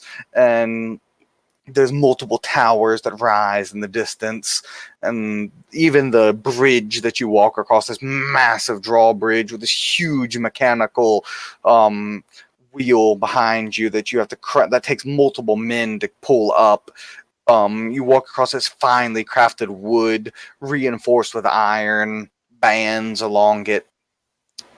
As you exit from this castle, and you begin marching down into the cities, as you walk down, you see the architecture quickly shifts into this elegant wood style. Every single building in this district of the town is wooden. And you see it has these elegant carvings on it made by one of the council of the eight, a satyr man who was the head architect of the city, who made some of the grandest designs the city had ever seen, especially more so in the noble district here. You walk through them all, and each house has its own custom designs, its own custom etchings, and all of this. And even as you get down into the more common grounds, the houses are more uniform, but still the craftsmanship is exquisite, and even the commoners do not live in squalor within the city. And they still have a sense of pride about their finely crafted homes. And of course, there are still off the shore where most of the sirens live, for they do need water to survive. They have their own grottos and such offshore that you're unable to see now. And some of the old ancient Freyine architecture, for they refuse to build with wood, is made out of a golden plant that the Freyines have, that they've taken from their homeland and literally weaved together these very resilient buildings that are able to provide excellent insulation and keep water out as well. even when the harshest rains, as you see this mixture and spattering of various building types mixed together as the entourage moves through the lively streets. You see all kinds of different people. You see satyrs, you see ogres walking about hauling heavy loads. You see there's a fair share of Frain, men and women alike, both marching through the streets purchasing different fruits and vegetables. There's even a fair share of Typhon peddling their wares, these giant snake-like creatures that are peddling their wares outside of little stands where they're selling different oils and cure-alls and such like that. And as you continue through, there is, as Levy keeps going, she goes with a certain place in mind, as it were, and that place is a flower stand. This flower stand is run by a Frayne man, and you approach it, and you see an assortment of local flowers spread out. He's like, he does not recognize you immediately as the princess, as it were, for, this is the time before television and such, and the common folk only get to see you whenever you parade about announcing your presence as the princess, so everyone here does not instinctually know you just by just a glance at you. They've never seen pictures of you or seen you on TV or whatever, so, he just greets you like a normal customer and speaks at you in Dazazese. Do you speak Dazazese? Yes. And that is one of the core languages for the city, the other being Fatashan, as Freyine and Sirens founded the city, and many of their people still default to those two languages, with Pelganese, the language of humans, being more reserved for the nobility. Most humans here are noble or of noble lineage, or at least in the higher echelons of society, thanks to their king. But this man speaks at you and does he's like, "Good day, my young, lovely flower. May I offer you something that suits you quite well? A water lily, perhaps, or perhaps you would more care for a tear of Lasagna, or maybe," as he pulls out like almost like this tulip, like a blue tulip looking thing, kind of, but the entire thing is blue, like the stem is blue, everything's blue. It matches your hair quite well, actually.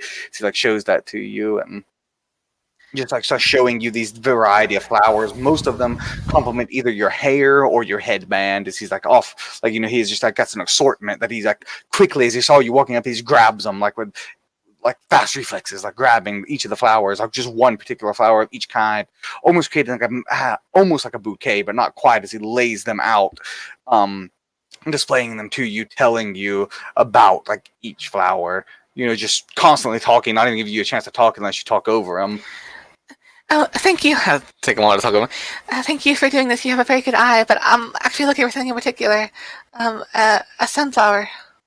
Oh, you wish to have a sunflower, the grace of Dazazea.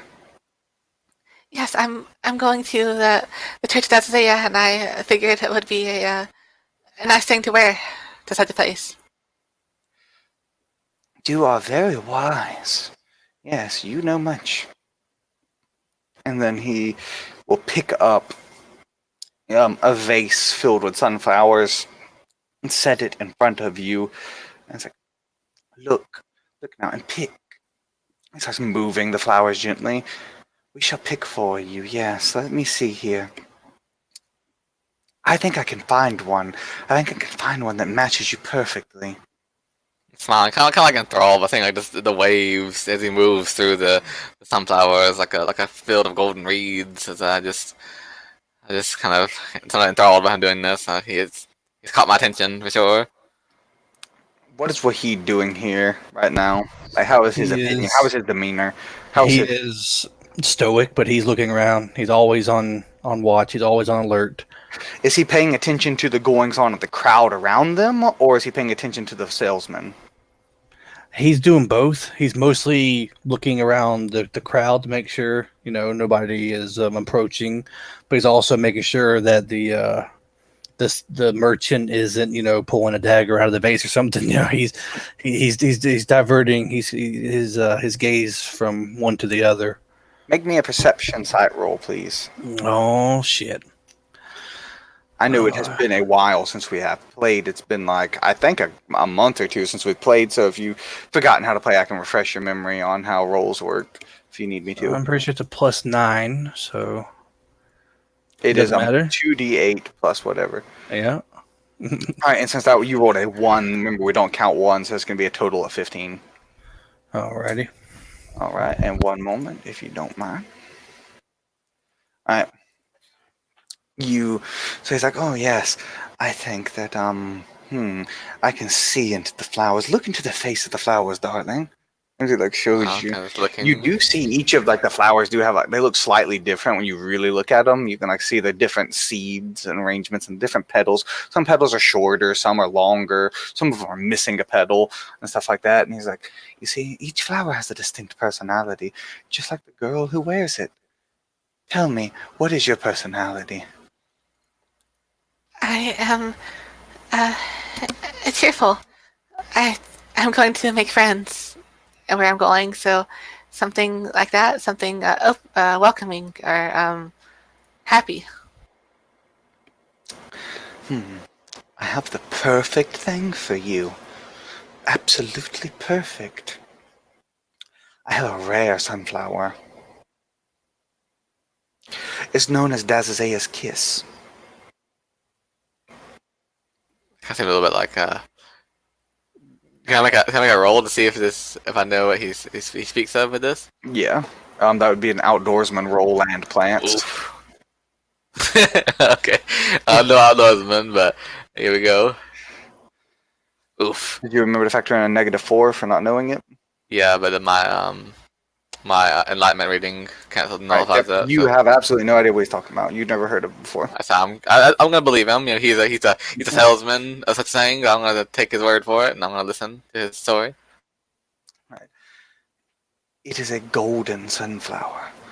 The seeds are all golden. The core is golden, and they say, if you wear it on Dazazea's day, at the height of noon on the day, the noon of noons, as they call it, it will glow with a holy light that repels the servitors of Elsam and Araman. That sounds wonderful.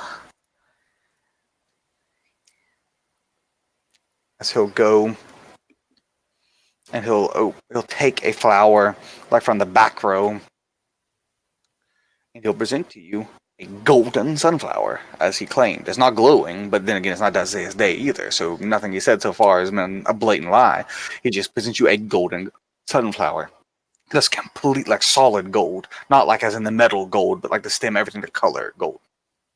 It's just solid. I'll take it then. I look at Ludi. I suppose she's the one who handles the Yes. monies, and or the being the place of coins here. She takes she goes to step forward and like we'll do this just before you call on her, just before you look at her, just before you say you're gonna take. You're like, yeah, I'll take it, and then before you're like, hey, Luti, come over here, or whatever. We'll go back to Wahid, and you're looking around, being vigilant and everything, as is your custom. Yep. And you'll notice a satyr walks past you, and he has a pouch in his hand. And not like on his belt or in his pocket or what, he's holding it in his hand. As in, he's just walking down the street holding a pouch that looks to be a coin pouch. It's very odd, to say the least. He's walking with it just out in the open like that, just holding it. And he's not even like holding it tightly, like gripping it. He's like holding it lightly, like he just picked it up almost. Like off the ground, like he's like holding it just by the strings, and then like tosses it up in the air and catches it with his hand like fully into his palm. Getting a better grip on it. Did you say there, that? satyr, stop. He just keeps walking, and you see another satyr. It's like, huh? He looks over there at you. You there with the pouch. He keeps walking. I walk towards him. Stop in the name of the king. Levy, you hear this as you just tell him you're gonna take I look it. at like, Huh? I kind of look over there like I'm like kind of like confused a He bit. keeps walking like he's either deaf or ignoring you. I run up there and I put my hand on his shoulder. All right, as you start making an effort towards him, he glances back at you and like sees you pushing through the crowd, moving towards him, and he starts running. Say, God, stop that thief! And I give chase. Shortly. Right. I'm gonna make sure I get him soon. I'm not leaving the princess alone as long as I put my hand in my mouth, like kind of like in surprise, like seeing this. All right, make me an athletics roll, my good sir. All right. I gotta factor in my skill penalty. Okay. Just -3 to athletics. Okay. So just add your dexterity rating plus your athletics skill -3 plus any forte you have in running. All right. Oh, that's one less. That's 14. Yeah. All right, he runs, he starts booking it, and then he grabs a stall and throws it down in front of you.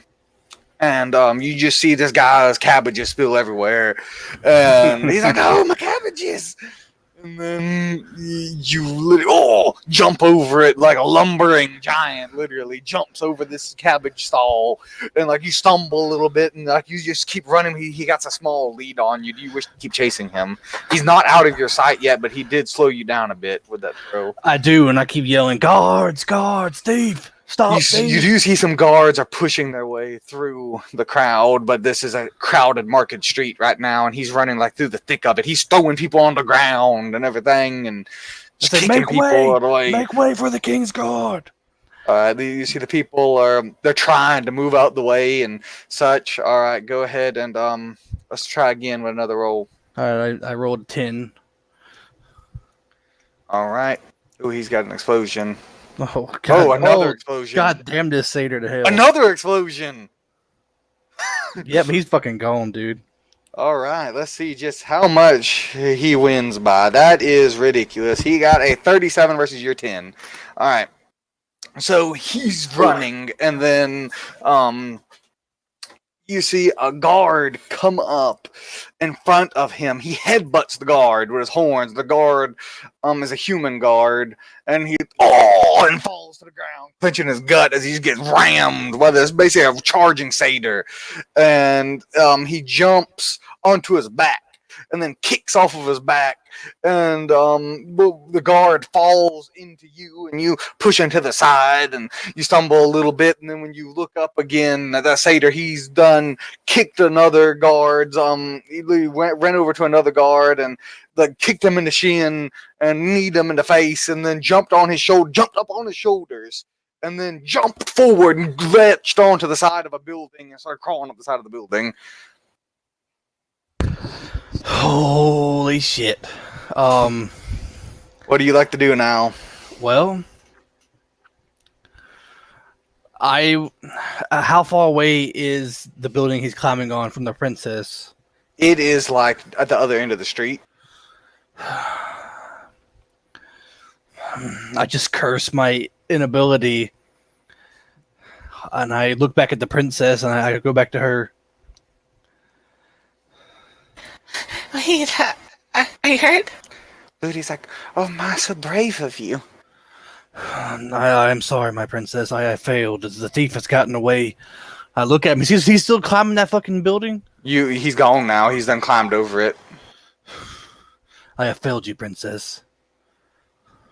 Oh, I don't see what this has to do with me. Miss Ludi, please check to see if your coin purse is still on your person. She checks it. No, my funds are missing. The thief has gotten away. I look down. Oh no. Levy does have her personal funds, like her personal allowance on her, though. Please forgive me, princess. I kneel to the princess. I have failed you. Even though you're kneeling, I also have to reach up, and I reach up, and I'm I'm short even for my age as a human, so How tall are you? I'm not sure because I know that there's the feet and the meter difference and stuff, but with people who are watching with our Australian friends, as it were. But I'm shorter. I can get back on the details of that. I'm not sure the conversions, but I get back on that. But I know I'm short for my age, so I'd assume like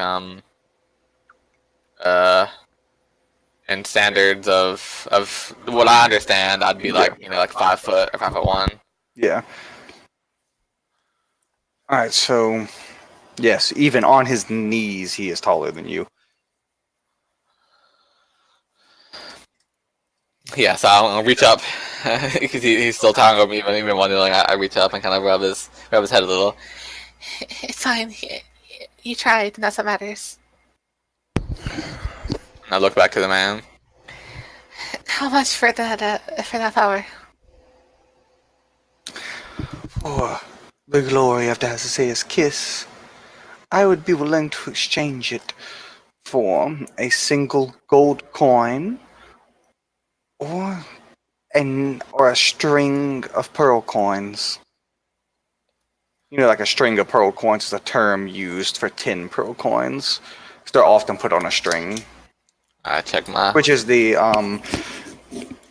for those of you that don't know, is like the city uses pearl coins, like pearls crushed down into coins, as a form of currency as well. I take out some a string of the pearl coins then. As you're looking through your purse, you don't quite have enough on you of your own personal savings. Do I have any your personal any allowance. gold coins? No. Not of your personal opulence, you do not. I look back.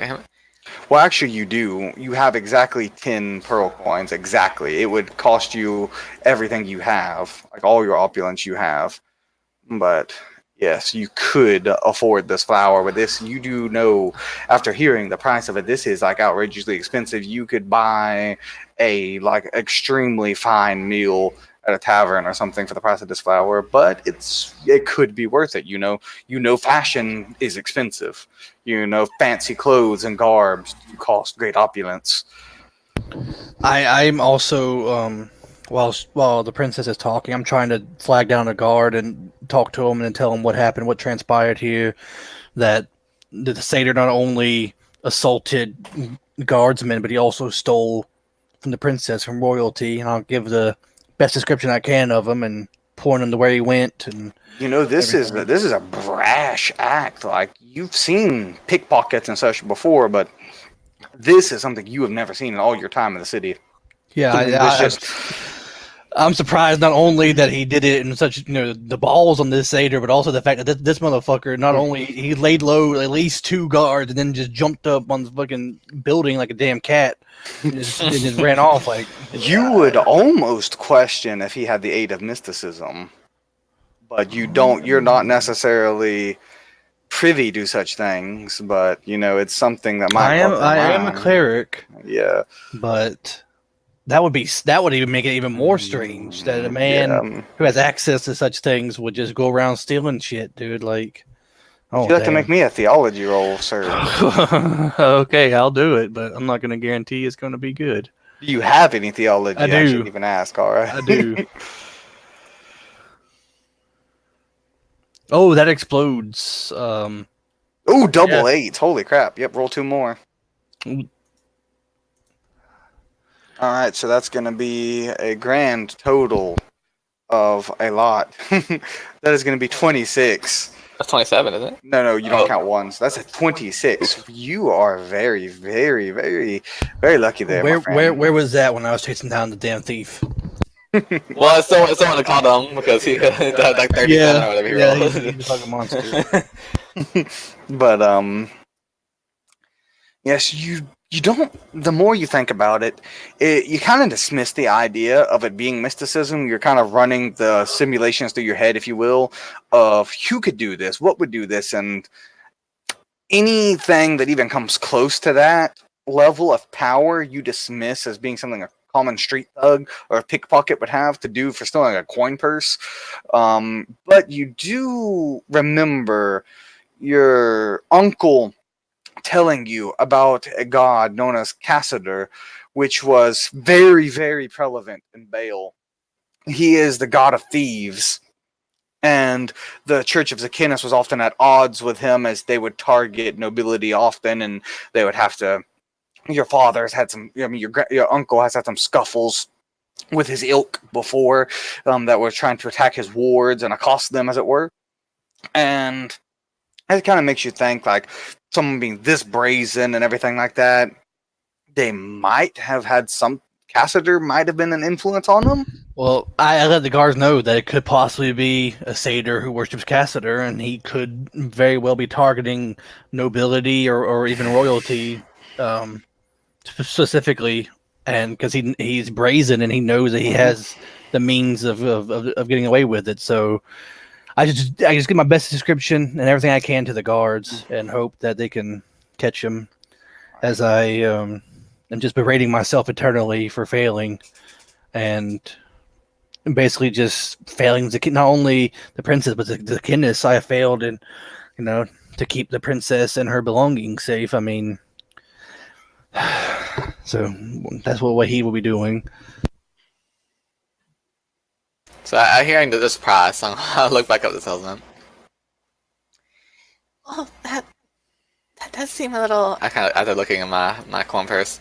It does seem a little expensive. She's smiling at you. It is well worth the price, I assure you, my lady. This is not something just anyone sees. You're right. If you want to haggle with him, you can try. That is that diplomacy roll to haggle, yes. Not saying it will work, I'm just letting it be known that there is a roll associated with haggling if you want.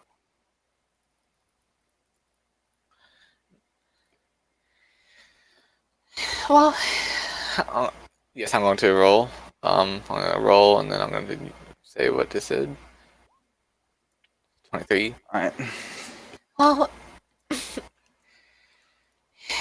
that is very pricey for commoners to pay, and well, I'm sure that the flower would wilt long before you sold it at that price.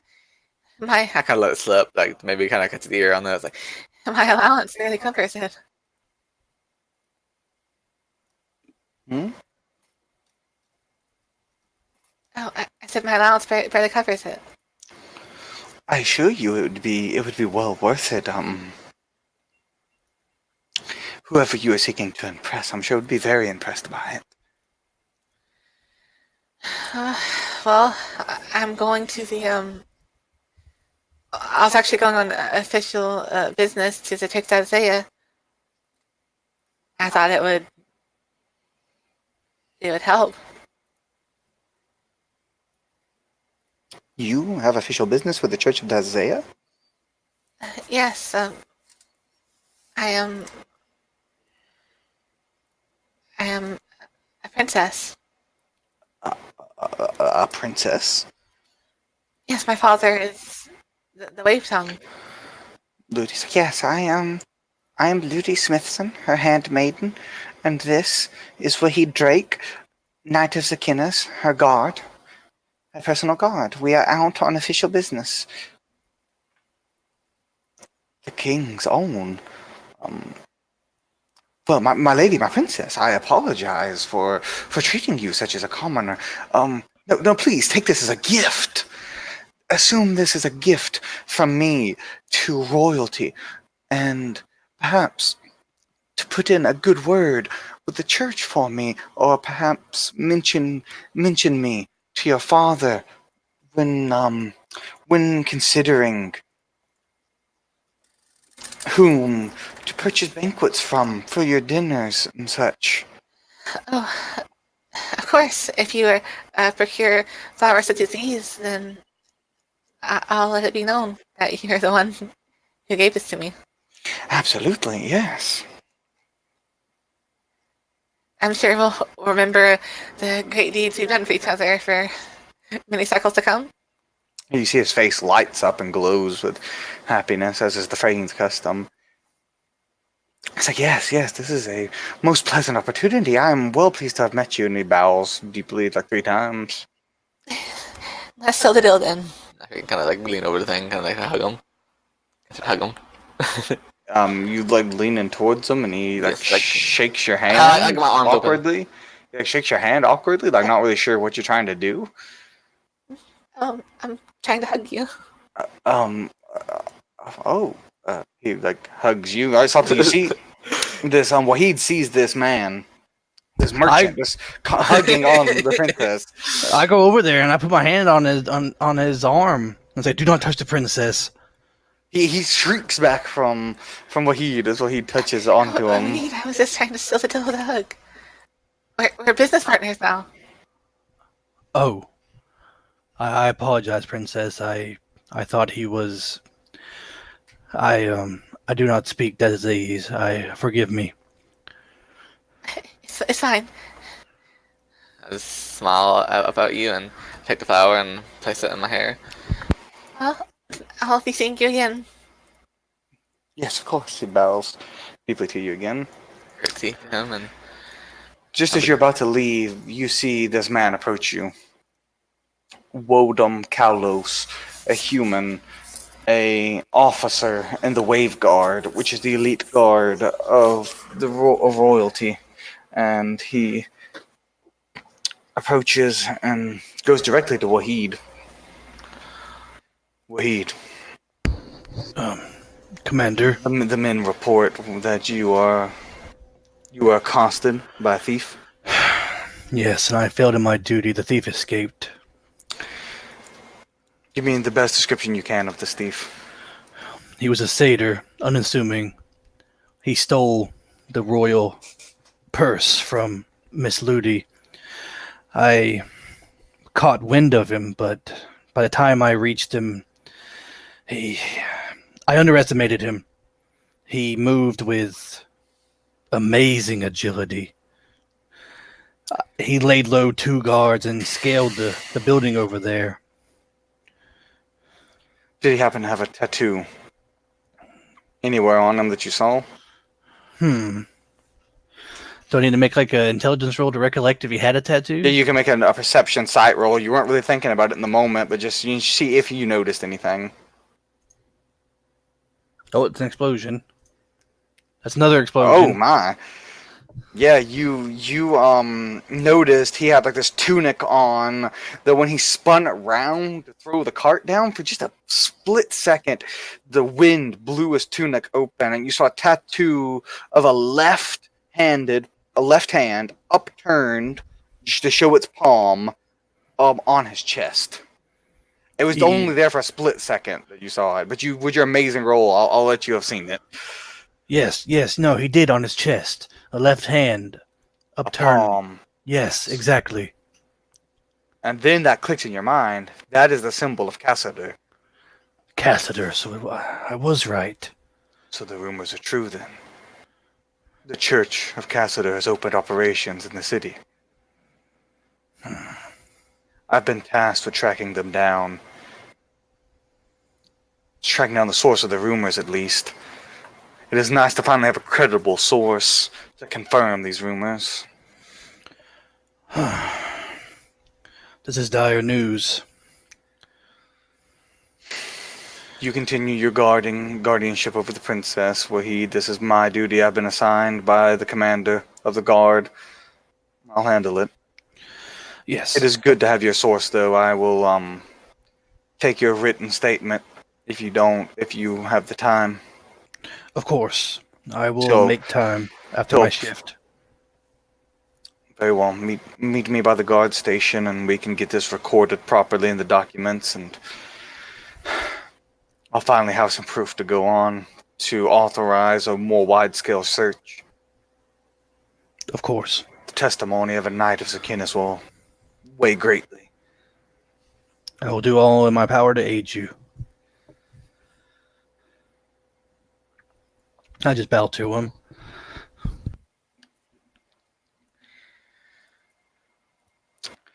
Alright, and with that, you guys continue on your way with Levy having her flower now. Ludi says, Madam Levy, this is dire news that thieves are running amok and attacking nobility. Yes, it is, but it seems these men know what they're doing. I think they can handle it. I wish it was just simple thieves, Miss Ludi, but these are followers of Cassander, the god of thieves and trickery. I thought there might have been a hint of mysticism the way he moved. My uncle has dealt with them before.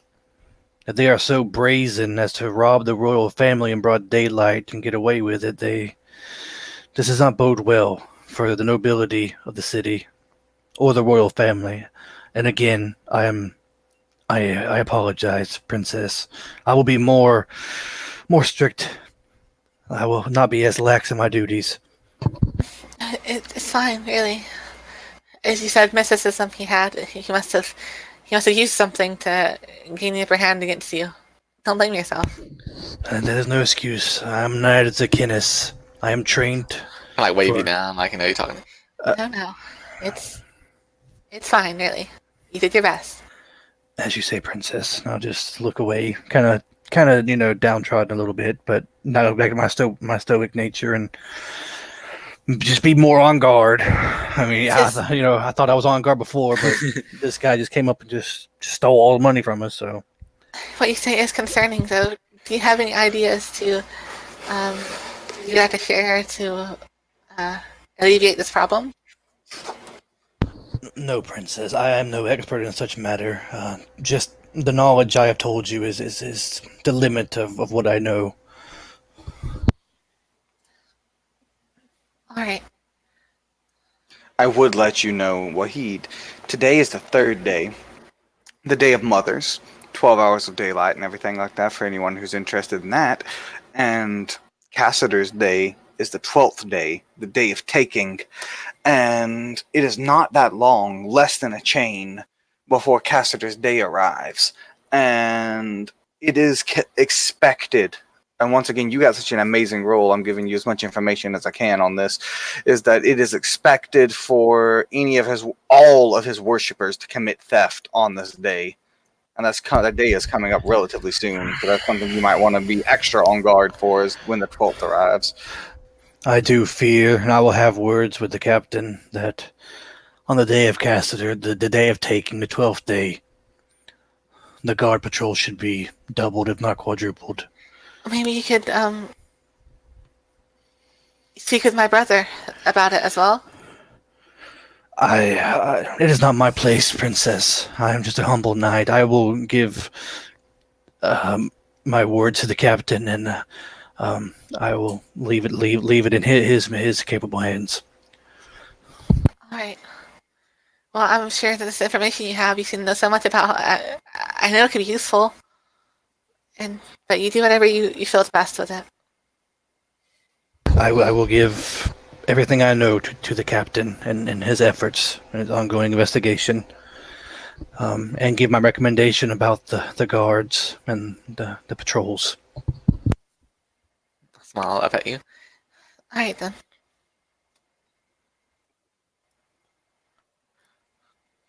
Continuing on the way to the church. How does it at the moment as well? Miss Ludi, I beg your Yes. pardon, but please, the fault was all mine. Do not blame yourself for the theft. Oh no, Miss Wahid, do not blame yourself for such trivial matters. It was just coins, and they can be replaced. I'm just glad you weren't harmed. You are too kind, Miss Ludi, but even though it was simple coins, it was the act itself, the brazen theft of royalty in broad daylight, and I should have stopped him. I should have been able to catch him, but I apologize. It will not happen again. And Wahid, even if you say that you failed, then it's because of your presence that helps give credibility to me being princess. With someone with such amazing stature as you, it has to be royalty. to be attracted by. I'm no one's special, princess. I'm a humble knight. That is all. Ludi gasps and looks up at the sun, at our Mazda. Oh no, Lady Levy, oh no. What is it? It had completely slipped my mind with the goings on in the morning. What is it? We had missed the service in the Temple of Pelgan. Oh, Oh, I'm so terribly sorry for keeping you. that's fine. That's fine. We have business. My father, I kind of like stop. uh, I kind of catch myself. I was about to just kind of divulge information I shouldn't have. And um, this is what we're supposed to do. So, it's fine. We can attend the next service. But you haven't. It's very rare for you to miss a morning service at the temple. Yeah, They're probably worried for you. I'm sure they are. You're so devout, and you're a true inspiration to everyone, Miss Levy. It's not like you to miss this. I'm so terribly sorry. If it wasn't for me taking up so much of your time with that menial gossip, we would have missed it. Ludi, it's fine, really. I'll just explain the importance of my task to them when I attend that service. They'll understand. Zakin misunderstands, princess. Duty above all. I smile up at this. See, it's like he said. If you insist. Just smiling and continuing on the way, and All right. happy to have my friends here at my side, as it were. You pass through some taverns and pass through some more markets and whatnot on your way to the temple. Which is like it's closer to the shoreline. It's a very old building, one of the oldest buildings in the city, as it was built long before the additions were built, long before the coming of the humans. And then as you're passing by a tavern, you see a man rush out of the tavern in an apron. It is Savolt, the half ogre, half Mihangi, this half breed, as it were. He is 7 feet tall, wears no shirt but a pair of pants but he has an apron on over it. He has covered in like this intricate paint, like he paints himself much like his ogre customs, with black soot all over his body. He's rather pale for someone like this because he has that Mihangi heritage, and he wears a headband keeping his hair out of his face, his long flowing hair, and his mouth is filled with these sharp teeth, and he's just all the mushed together aspects of an ogre and a Mihangi. Very, very strange thing to look at. A very rare creature in of itself, but he's known well to both Wahid and Levy as someone who constantly attempts to court Levy, and as in turn a constant nuisance to Wahid. As he rushes out of this tavern with his apron and headband. Well, he just says in Niffin, under his breath, no, by the gods, not him. Was I able to catch that? Him saying that? No, you're probably I imagine distracted right Yeah. now. Right? Yeah. So he rushes out and he calls your name out in Pelganese. Actually, he's like, Levy. Like slightly blush. So, I kind of wave kind of like awkwardly, but like I don't really mean to be awkward, but I kind of find myself surprised at this, so I kind of wave without the grace, social grace I normally have. Moody goes usher you forth to come, princess. We not bother ourselves with such commoners. just one moment. He like starts pushing through the crowds coming towards you. I wait for him to make his way. And he's like, my princess. And smiling up at him. Hello. It's He's good to see smiling you. greatly at you. What is Wahid doing? He is next to the princess, almost He's always behind the princess, but this time he's kind of put himself a little bit, in front of the princess. Not right in front of her, but like to the side. But he is like in front of her at the ready, just staring at Savolt.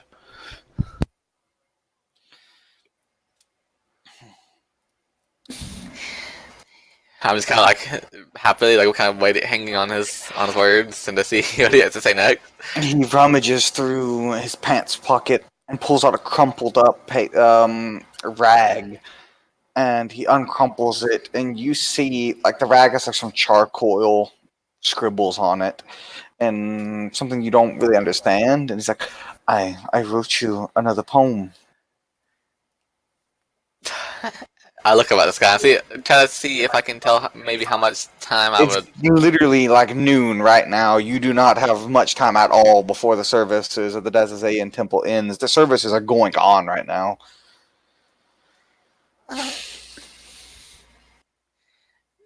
But he looks very like smiling and excited to see you. I go to like say I go to try to tell him that I have to say it later. When I see his big smile, and I just kind of hold my tongue basically, and just I let him. All right. He recites this poem. He got a 15 on his recital. It is in Nigerian, so you will not understand a word he is saying, but it all sounds absolutely beautiful. It is like one of the more beautiful languages, even though it does have that tinge of darkness to it. As a language of darkness, it is also a language of poetry. And as such, as he says these words to you, it's like imagine you listening to a band sing you a song in a foreign language in real life. You can, even though you can't hear the words or relate to what the person's saying, just that the passion behind them and almost that mystique by not understanding what they're saying is is mystifying and entrancing in its own way. As he, My eyes are kind of lit up as I'm just watching him and just kind of like looking at his face as he said this. And he does well with his face to portray the emotions of the poem as well. And I'm very happy about this. I'm just completely enthralled. What does Wahid do? He's staring at Savolt, dude, just staring at him. It's like I got like front row tickets to like some like play, like, wonderful play or something. Like I'm just like, he's got me entranced. Well, he's not staring at him like Levy is. He's staring at him sort of with the icy cold demeanor that betrays his heritage. He is he's letting it know that he will not tolerate any sort of mischief here or any unbetowards behavior.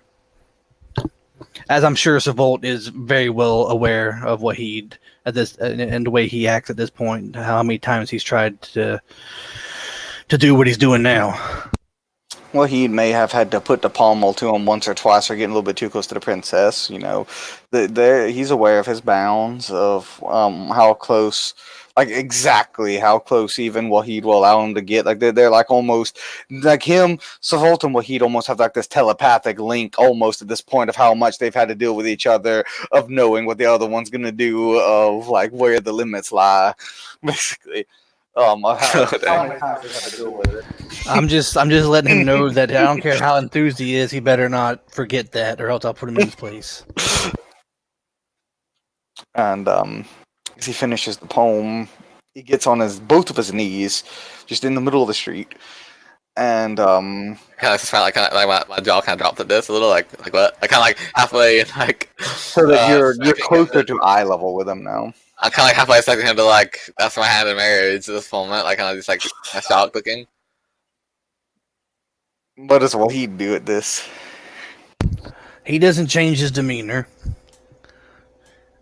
but he's not, he's not staring at him solely. He's also staring at the crowd again.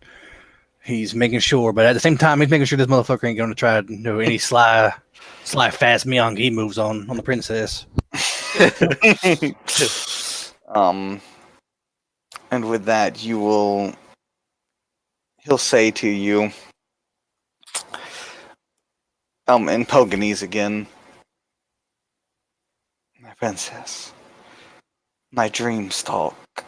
You are like a flower of opate dancing in the astral wind, and I can see in your face the thousands of emotions that flicker, the thousands of future possibilities, the ones of happiness and of tragedy, and of beauty and love, and you hear a gruff voice scream out in Moorish, "Savant, return now, this instant, boy.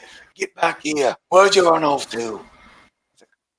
Right before the horse guy, I feel like this beginning to swoon over him, and I kind of get very woken out of it by It's this. in Moorish, harsh and you voice. do understand Moorish, Yeah. you hear it, and then he's like, I have to go. Thank you for spending your time with me. It was very beautiful. Your everything was beautiful. He reaches towards your face, but sees that glare from where Yeah, you oh yeah, I just take a step forward. Like he He knows, just he gets knows back up better. onto his feet, and then he'll run back across the street. You see this ogre standing over there, this rough giant 8 foot tall ogre, um just standing there in the doorway of the tavern, demanding Savolt's return. Savolt returns with his head held low. I'm kind of blushing a bit, and I kind of like stand on my tiptoes a little bit, kind of look over. Well, I kind of look and watch him until I can't see him anymore, and then I kind of like go back to reality. And And you see the ogre grabs Savolt by the back of the head and like drags him in by the back of his hair into the tavern, berating him for shirking his duties, as it were, implying to you that he may have occupation as employment in this tavern, as it were, that he shirked to come out and talk to you in the streets. I'm just kind of like noticing this and kind of snapping back to reality. Right, the service. We need to get going. I kind of like I'm still kind of like halfway, like almost dazed by this meeting, and then I try to continue to go forward to the church.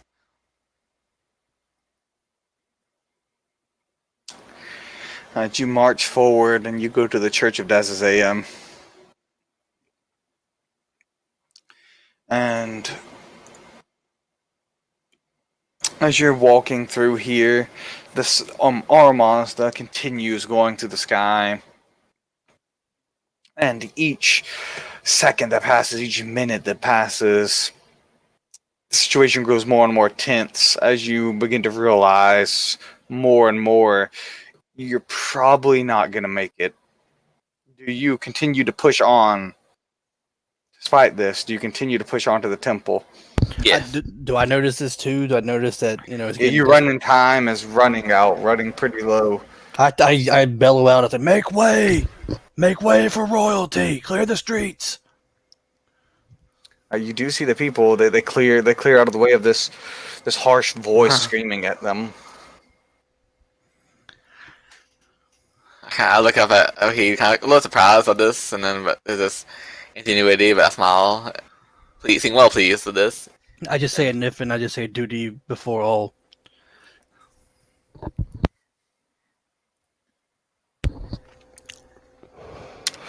And then I freaking I say I'll turn and then Always.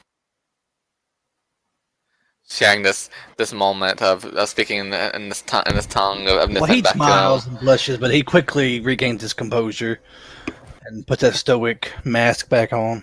if only for a moment. It was a tender moment of this language that he taught me, and this showing the closeness that we have of this intimacy of knowing this language that pretty much no one else speaks in this region aside from us two. And as you reach this temple of Dazazea, you see that the ceremony is just letting out, as it were. You see that the faithful, the Freyines and ogres of Dazazea's faith, as you see they're exiting the building. I look around to see if I can see the leader of this congregation, as it were, anywhere. I can't catch her at all. Just as the last person leaves, she is like one of the last to leave. She, Zali, and Odul, her husband. They leave together. The Zali is a priestess of Dazazea who has just recently taken the reins, very recently, become the head of the church here. Still relatively new to her role. She leaves with her husband from the church. I'm like smiling, like a big smile on, so I kind of try to wave her down from like before she can even hear me. I'm kind of just trying to wave her down and trying to get her attention. She notices this and approaches. Her and her husband both have like a light skin tone with like an almost borderline white platinum blonde hair, and which marks them as Marakalva, which are essentially a caste of commoners for the Fanes. But outside, this far from their homeland, their skin tone means much less than it would otherwise mean.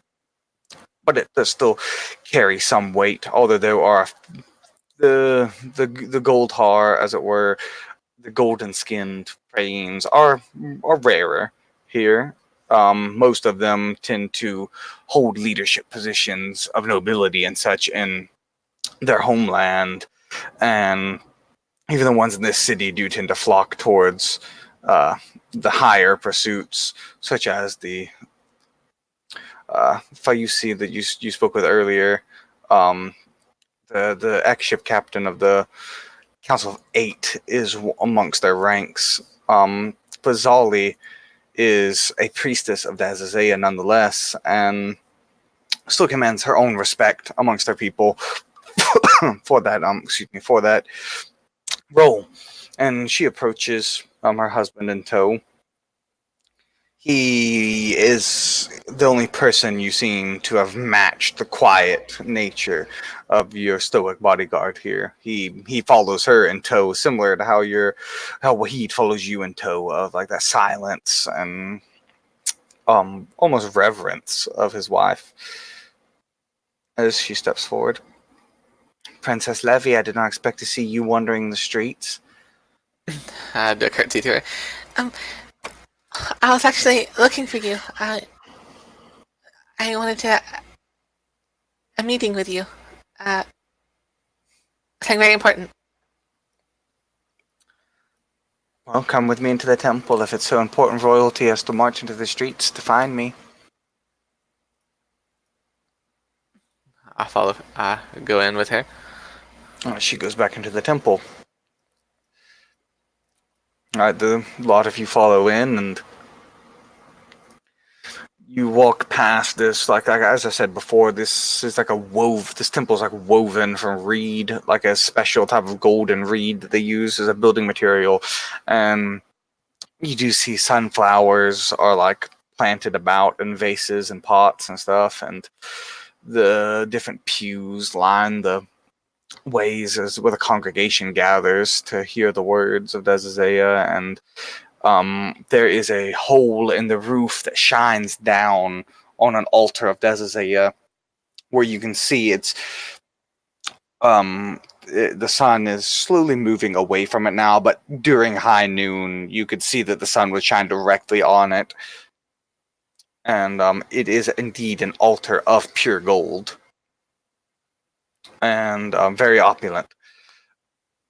And she takes you all past all of this arrangement and into a back area where there is almost like a business area set up for business dealings at the church.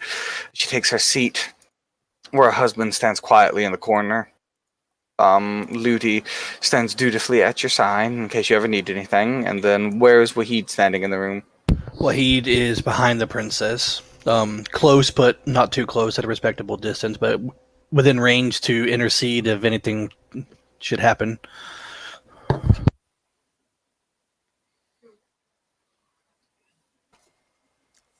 Speak.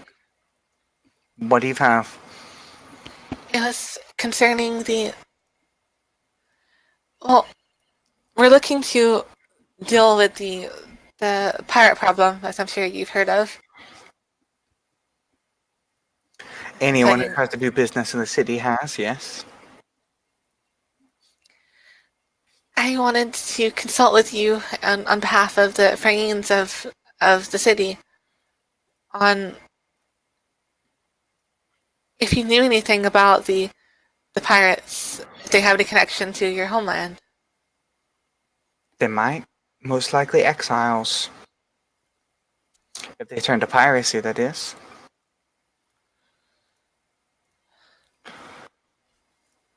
We're looking to build a bigger fleet, something to deal with the pirates if we have to, but I wanted to make completely sure that that is our last option, and as not to anger any Frains from possibly having to go to war with their people.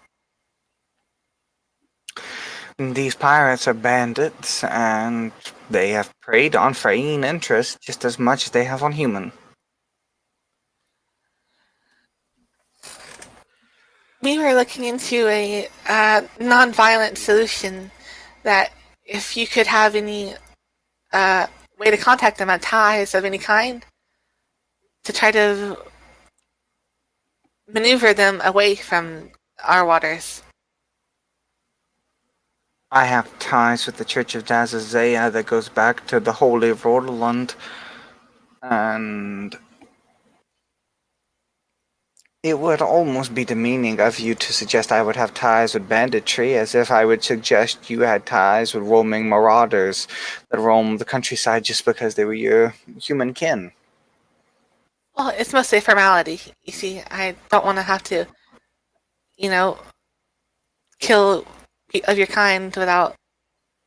Well, I wouldn't want to make you upset or any others for having to do such things. Make a diplomacy roll, Levy.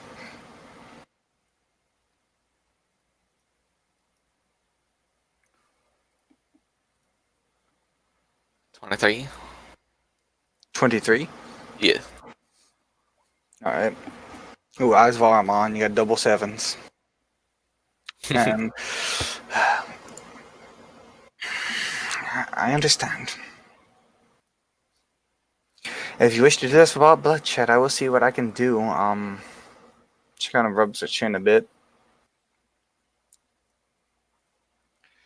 Well, I definitely understand. I wish for my people to have a better standing in the city, you see.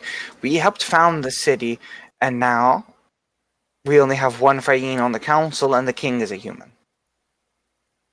A man at that. I could arrange something. I could try to arrange something. A Well, meeting with the brigands, but in exchange, I need something from you, princess. well, of course you'd get recognition from this. But if it's something particular, what is it?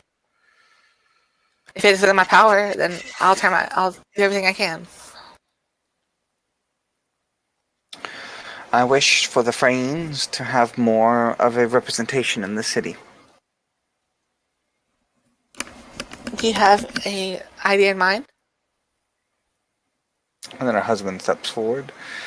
He's like, we have been talking quite a bit about what we would do. And I think that one of the most perfect ideas that myself and my lovely wife, he like rubs her hand a little bit, and she smiles slightly at him. We've been talking many, many cycles about it, and one of the ideas she came up with was that the Freynes should be declared to be a noble house, as it were. The Church of Dazazea should be treated in the same respect as the Temple of Pelgan. And that, in extension, that the clergy of Dazazea be allowed to take residence in the castle, or at the very least, be granted building rights within the district of nobility so that we do not degrade ourselves by living in wooden shacks. Oh, I see. That's a very good idea. Um, Well, I can understand the point you have. If you're able to manage to get a meeting with these brigands and see them turned away from our waters, you'd earn great respect from the entirety of the city. And I can't guarantee you'd have any place in the castle, for that's not even really my place uh, to really have jurisdiction over. I can see that you will get the building rights that you wanted, for sure. Make an insight roll.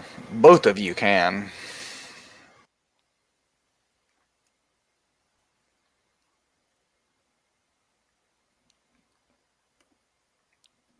I get a 10. Do either of you have any fortes in insight? I have reaction forte. I do not have a. I don't have any fortes, but I got a 15. All right. And as all this is going on, you can see that there was something. Levy can kind of tell there was something off with the deal he put forward. Like the part particularly where he said it was his wife's idea. He seemed to have like a tell almost of like he might have been lying about it. Like as he kind of glanced down, like broke eye contact, even if only for a second. Like very, very hard to notice, almost imperceptible. But Levy caught it.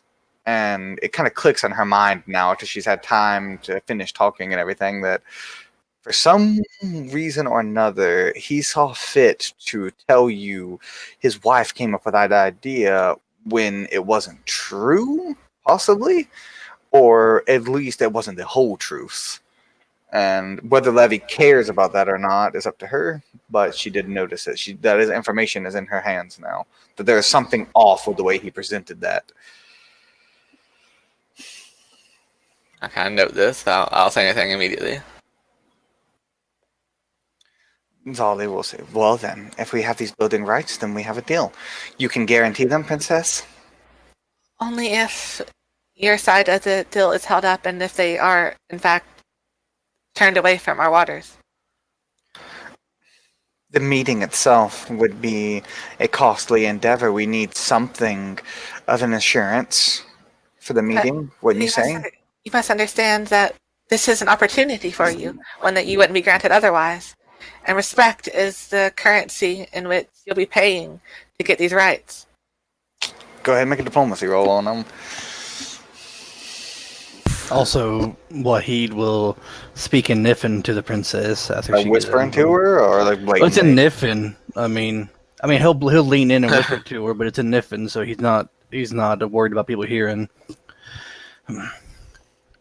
My princess, it is not my place, but if I could give you some advice. I look up at you at this. So she's pondering for a little bit. Speak with your advisor, I'll speak with mine. She goes back over there and starts talking to her husband. I can on the other side of the room. I look back at you. I would not grant her anything so abundant as building rights until the deal has been sealed, so to speak. If she wants to arrange a meeting, then we will arrange a meeting and give her plea to the king. And if she does get rid of our pirate problem, then we can give her the building rights, solidify the building rights. I will not give her such a big, massive boon as blatant building rights on the whim of a meeting that may or may not go out of our favor. In my humble opinion. That's a very good one. Thank you, Reed. They return. She sits back down. I've spoken it over, and we will accept. We get you this meeting, you give us the building rights. If the meeting goes well, like you said, we'll accept your terms. I glance back at Wahid. He just stares stoically. Very well then, if they are indeed turned away, you'll get them. As is the terms. Odal, write up a contract. Yes, my love. So, And then he takes out like a bunch of like this old it's a almost like a papyrus paper that's like made out of not made out of trees but made out of like plants, like these different reeds that they use. And he'll get the ink and he'll sit there with you guys, and this will take the rest of the day as he sits there and he talks to you and her both as you both hash out the details of this contract and do everything. And no further rolls will be made, as all rolls made have already determined the terms of the contract. But basically, the contract is wrote out, and it is tilted in the favor of Princess Levy. Basically, in the favor of that, they have a written agreement with Zolly's handwriting signature, and it's written in Desi's. And can Levy read and write Desi's? yes. So she can read over it and know that it's true, and she signs off in her handwriting and does Zay's as well. That they will arrange a meeting with the group of brigands, and if they agree to halt their attacks, that will be granted a deed to a sizable portion of land in the noble district for cultivation by the Fraines. Does Levy have any objections to the contract as it is written?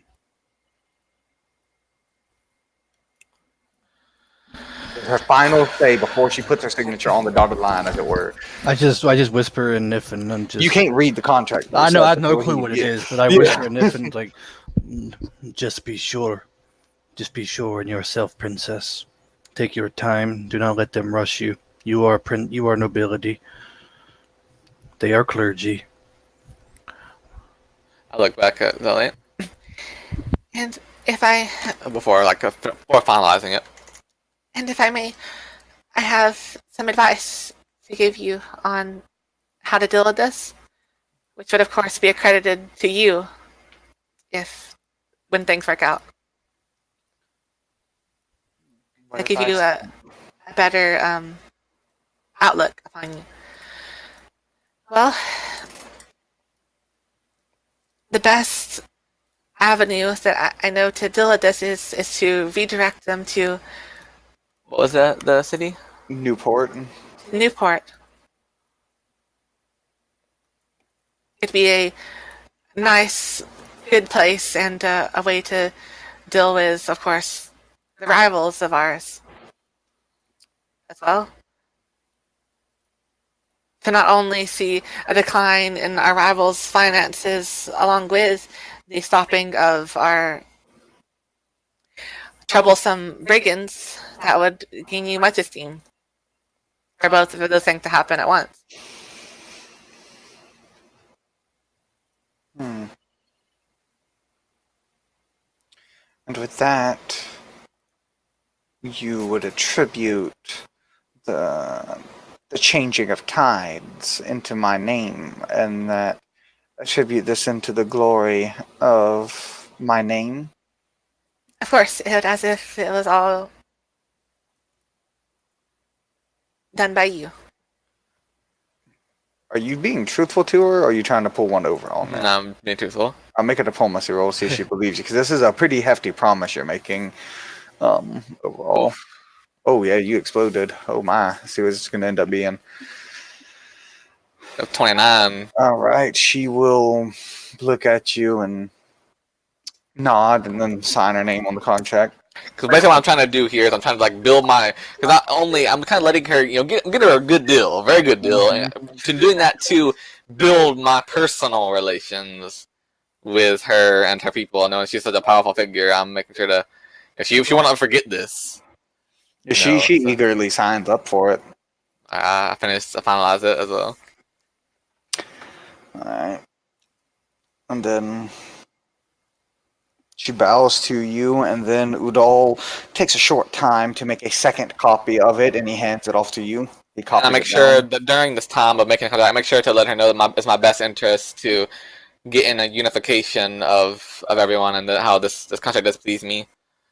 Throughout the day, I let her know that I want us all to live in unison, which of course she is of theology, which would probably make her kind of question a little bit on how far I'm straying from Pelgan. I'm sure she probably knows the details behind them of me wanting something like that. But Yeah, but she also knows of your father unifying people and everything. Your father has a policy of unification to begin I'm sure with. she can probably definitely tell see a lot of my father's ways in me in this way. So I'm not sure how that makes her feel, but All right, so with that, it is going to be just past dark when you finish. After you debate the fine details, debate the fine print, make sure there's no loopholes or fine print in the contract, and then write up a second contract that's an exact duplicate of the first, and you got to check that one to make sure it's an exact duplicate, and then both of you get contracts, so you both hold the contract, so that just in case the other one quote unquote loses their contract or whatever, that the other has it, so that all the legal stuff is handled. And it turns off it's just past dark. It's like the sun, Armand's just went down, and Armand's eyes just rose up into the sky. All in all, you've been here for about 6 hours. all right then. And as that thing's finished up, I suppose we're gonna be heading out to back to the castle. If that's where Levy wants to go. Ludi had left and went and gathered food for both you and your Freynes and stuff. She went out and picked up the food and brought it back for you guys and everything, and just took care of everybody, because this was a long, intense meeting with. Did Dolly seem to act any favorably at all on the way I dressed and my in the flower and whatnot to see upon this? Did it make an impression? She did make some compliments towards your dress throughout it all, and she seemed well disposed towards you. And then just as the end, as you're about to leave, and Levy, where did you find that flower? A salesman gave it to me. She kind of rubs the flower a little bit. I don't know how he'd feel if someone's getting close to the princess. Does it his kiss? What's it called? Does it? Yeah. It's not a Tasha's kiss. He instinctively, He told me. moves forward, but he stops himself. He knows that this is a priestess, and he stops himself, and he stays there. Very beautiful. He said that it has the tendency to glow on the noon of noons on Tasha's day. Would be something I would love to see. Oh, did I catch his name before I left? Alright. So I'm gonna basically recommend we can buy your freaking flowers here, basically, recommend let them know who it was. This great man, as I said, as is my custom to stay true to my deals, I'm going to share his Alright, so brand, as it were. as you have share a bit of banter talking about his stand and his gorgeous flowers and everything like that, and then you depart. And where does Levy lead her entourage this night? Well, I'm gonna head back to the castle, but I'm gonna make sure I kind of walk past that tavern again where Salt came from before I on our way back. Alright. You walk past, and the tavern is even more packed than it was when you went by the first time. Oh, we're gonna take a stop here. Lady says, yes, but dinner, we probably missed dinner at home. But I could prepare you some food once we return. Yes, I actually have business here. Yes, of course, my lady. Wade knows all too well the business she speaks of. So, alright. First of all, I'll try to go to the door and peek in there. I'll just peek first to see if I can see Salt anywhere. Nope. Is there a farther back room where they might prepare the meals and then I can see? You see that there is a human female with a brown hair and a barmaid esque attire that walks around serving drinks to people. And you see the ogre you saw before. He stands behind the counter as a bartender. You see above this tavern hangs the symbol of Leviathan of a bearded man with breast, a woman's breast, and a fishtail as this tavern is etched on the side of it, known as Leviathan's teeth. Is it in Woolish the name or in what language is the? It is etched in on it's etched in Woolish. I will enter this place of depravity as it seems. I will open the door for the princess, and I will step in close behind her, make sure that well, no riffraff. You see there is a menu crudely sketched onto a wooden board that dangles above the bar that is written in both Moolish and Aziz. You see within here are an assortment of ogres and satyrs, mostly. You do see there are a few humans here and there as well. Do these satyrs look familiar? Maybe have a tattoo on their chest. Just stole some money, maybe. You can make you a perception roll to look through all the riffraff and try to see if you see one with a tattoo. Oh, that was 13. Nope, you don't spot that tattoo again. And what about you, Levy? What are you doing? I will go up to the man at the counter, the ogre. And then you do see there's actually a collection of Typhon that kind of keeping to themselves in the corner as well. I note this, but And Wahid, while you didn't notice the satyr, you did notice one of those Typhon seemed to have the tattoo on them. Oh no.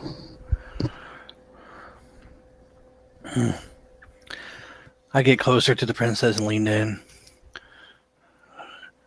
Cassador, his followers are here. We should be careful. I speak in Niffin. nod gently to you saying this. Keep my eye on that Typhon over there. I kind of look and see where he's looking at. I kind of note that he might be looking over there at the Typhon, and I make sure to keep the a Typhon wide in the berth from corner. them. I keep a wide berth from them, and I try to go over there to first the counter. Alright. He speaks in Moolish. He's like, "Do you speak the mountain tongue? If not, thou off, human." I smile at him. I do seek it. What do you want? You here for Levy's milk? Perhaps some shark fins too. Roasted dolphin.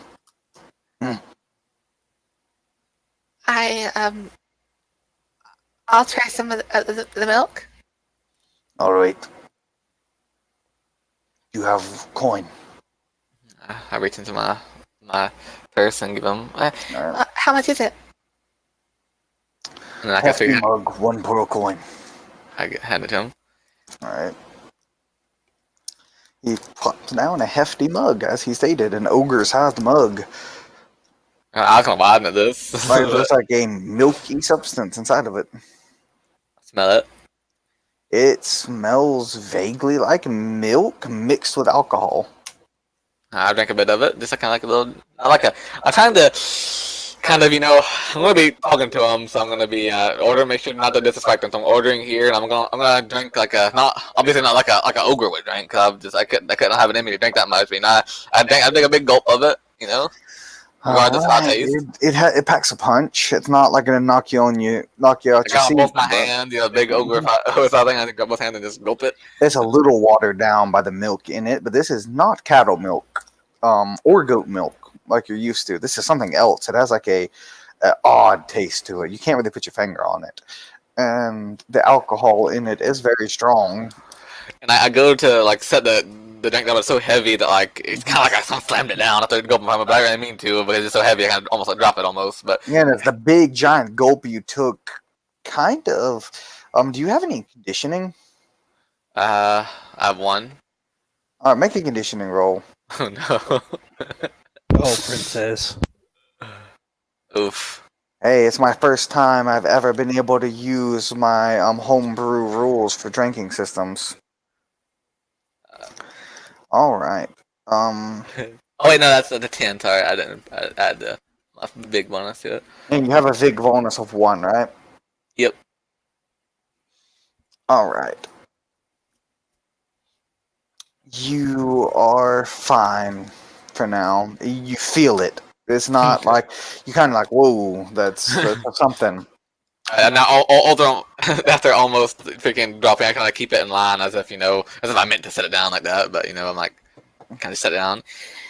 Now, I saw that Savolt works here. Yes, stupid boy. Is he here now? Sleeps. Shifts over. I kind of like really sad at this. Oh, I see. What do you want with stupid boy? Well, I I want to speak with him. So I was going to ask him to do something. He's very good at handling many jobs, and he's a very hard worker. No, he's busy. Work for me. Looks at Wahid. He's like, he speaks in Moolish at you. He's like, you, blue brother, you want drinks? Food? So he speaks English, or No, I speak in Pelagrinese. I do not speak your tongue. I look back. He's asking if you wanted any drinks or food. No, I am fine, princess. I look back. He is on duty. He can't speak for himself. I'm sorry for him, but he did not know your language. What do you mean, my language? He looks like me, but bluer. Is he Oh, not ogre? no, he is a sign of a spirit. What spirit? He's spirit folk, spirit folk. Oh, Sounds no. a little nervous. Yes. Spirit folk of who? What spirit folk is he? Of Diff. Uh, The cold. If. Oh, the cold. Yes, the cold one. Does it look like nervous? Is that one? Like, is he like? Like he looks at them and the cold one. He speaks at Dazazes at you. You hear me now? You understand? I am sorry, I do not speak Dazazese either. He doesn't know that either. I'm sorry. He's dedicated to me, and he knows only a little. He come for me, didn't he? No, he's my bodyguard. No, cold spirit he is. I know his kind. Tell him I'm ready. Tell him I accept the deal. He'll know. I look. I look back at Wade. He's saying something about he's ready and he's on to accept the deal. He says you'll know. I have never met this ogre before. I know not what he speaks. Then all of a sudden, Ludi like yelps. Huh? I look over there. Got to He do just towards the hand- slapped her on the butt and was like talking in Sindarin. If any of you speak that. No, but no. I go over there and I punch him in the face. I punched this drunken satyr in the face, and he stumbles and falls to the ground. And then, as you do that, you feel a crash against your back that breaks on your arm as a chair breaks on your armor. Oh no! I gasp. As another satyr slams it onto your back. I and- draw my sword. This man has assaulted a servant in service to royalty, and you have assaulted a royal guard. You are under arrest, both of you. What do you say that in? Pelganese? Pelganese. The satyr kind of takes a few steps back that bashes the chair on you. I say, And then- guards! Guards! All right, you get no response from the guards. This is kind of in a more rough part of town. As you see a couple of satyrs stand up around the table that were sitting down with them, and they kind of like start encircling you, like sizing you up. About 4 satyrs encircle you. I grip my sword and crack my neck. You see one of them wield a walking stick he had as a club. Oh no! I will tell you now, if you continue on this course of action, there will be dire repercussions. Submit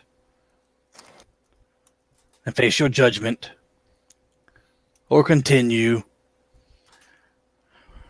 and your life will be forfeit. This is your final and only warning. As then you notice, make a perception roll, please, both of you. Perception sight. 15. Are you remembering to add your forte bonus? Yep. All right, just make sure. Levy? 19. You both notice as these satyrs are surrounding Wahid, another satyr slips out of the bar. Thief.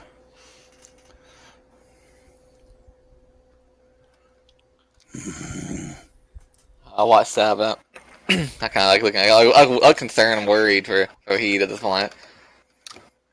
As one of the satyrs says and does he actually says in Moolish, she's like, yeah, look at this, look at these big old oafs, think they can come around, push us around, do what they want, well, big oaf. He like kind of pats his club against his hand. He's like, the bigger they are, the harder they fall. And they're just like talking smack to him, but they can't even understand them. But Levy hears though. I stand up. Have a mouth now. But you attacked him first. Oh. The other one's like, oh, the pretty one. Looks like she got some mouth on her too. And the other one's like, oh, a mouth I like, I say. And then he's like, yeah, your friend, he's the one throwing people to the ground and just smacking them upside the head. And we're just having a wee bit of fun here, we are. I'm trying to get a diplomacy roll.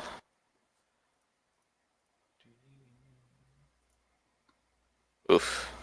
A 14. But, We don't want any trouble. He's just protecting his charges, and he's a knight of Sakinis and a loyal and respectable guard. If you were to fight with him, you would face dire consequences, possibly even death, and we wouldn't want that. So please, stop this before it turns into something you're going to regret. He's like, hey, Gior. He said he's a guard, a knight. We don't want to mess around with a knight. You heard what they'll do if we draw them around here. You're right. They kind of like grab the guy. We'll just be taking our friend and we'll be leaving then. Don't want no troubles with no Mr. Knight. I look back at Wahid. So you see them, the satyrs disperse and start dragging off the guy you knocked to the ground. They're leaving, but that's the best I could do. Hmm. They're going to get away with this, but That is unacceptable. They have assaulted a guard and they have assaulted a servant of the royal family. They are to be arrested. Please don't do this on my behalf, Wahid. Miss Ludi, with all due respect, this is the law. They have assaulted you, and they have assaulted me. But you've protected me, and that's what matters, right? We cannot allow criminals to run free, Princess. The bartender just looks at the princess and says Molish again. Hey, I heard what you said to those men out there. Glance back at him. I look. Okay, I fully turn to him basically as I speak. Yeah, I bet you. I best say be taking that outside if you don't mind, because I don't like a mess. If you want to knock the skulls together. Well, either way, I was able to get them out of your place before any damage is really caused and dead bodies were lying about. So, if you allow me to take for a few nights or so of assault, I roll honesty. All right. I really need him. I'll go wake him. He goes off. Take the counter. I stand in between the two satyrs that assaulted us. I'm not letting them leave. There's 4 of them. You have the only 2 of them. One assaulted me and one's assaulted on the Lou. ground, got knocked out, and the other 4 that are actually still up are dragging him off. I stand in front of him, and it's like I point to the one that hit me, like you, and I point him on the ground, and him. You are under arrest by order of the king. What is Levy like? She sees the ogre, goes into the back, and the barmaid comes around to the counter, and takes up the counter. Wait, do you really have to do this? It is the law, princess. Do you wish for me to let these criminals go? Well, sometimes it's favorable conditions. I will do as you say, princess. If you command me to let them go, they will go. I look at the other men. They'll leave if he lets them. I walk over there. Like I'm not too close to him, but kind of like kind of get their attention. Satyrs,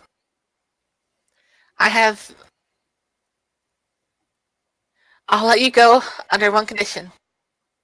I'll save you from death, and I'll also save you from being arrested now. What do you want? There was a satyr who slipped out, who left. I saw him.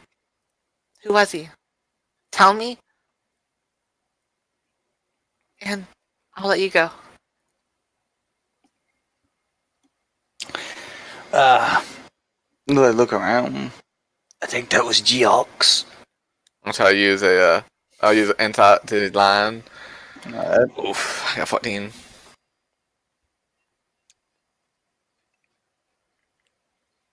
Alright. Seem to be honest, or Yep, so that's Geox. We coward done ran out on us and wasn't gonna stand here with us. Alright, you can go then. I look over Heat. I got the name of the person who ran. And what of them, princess? I motion to the 2 satyrs. Well, they've given a statement. It's worth it. If we crack down on the bigger scale, then that's what matters. As you command. And I just sheath my sword and step out of the way. And they will exit. And then you will see the bartender. Geox is his name, they said. I will be sure to inform the captain. And also I will inform the captain that these premises should be monitored very closely. I doubt they'll be coming back after what just happened, though. It is not them I'm worried about. This Geox and that Typhon, they bear the mark of Cassador. This could very well be a temple. I'm speaking of Niffin, by the way. Alright. When I talk to the princess, I'm speaking Niffin unless I say otherwise, just so I don't want nobody to hear. Alright.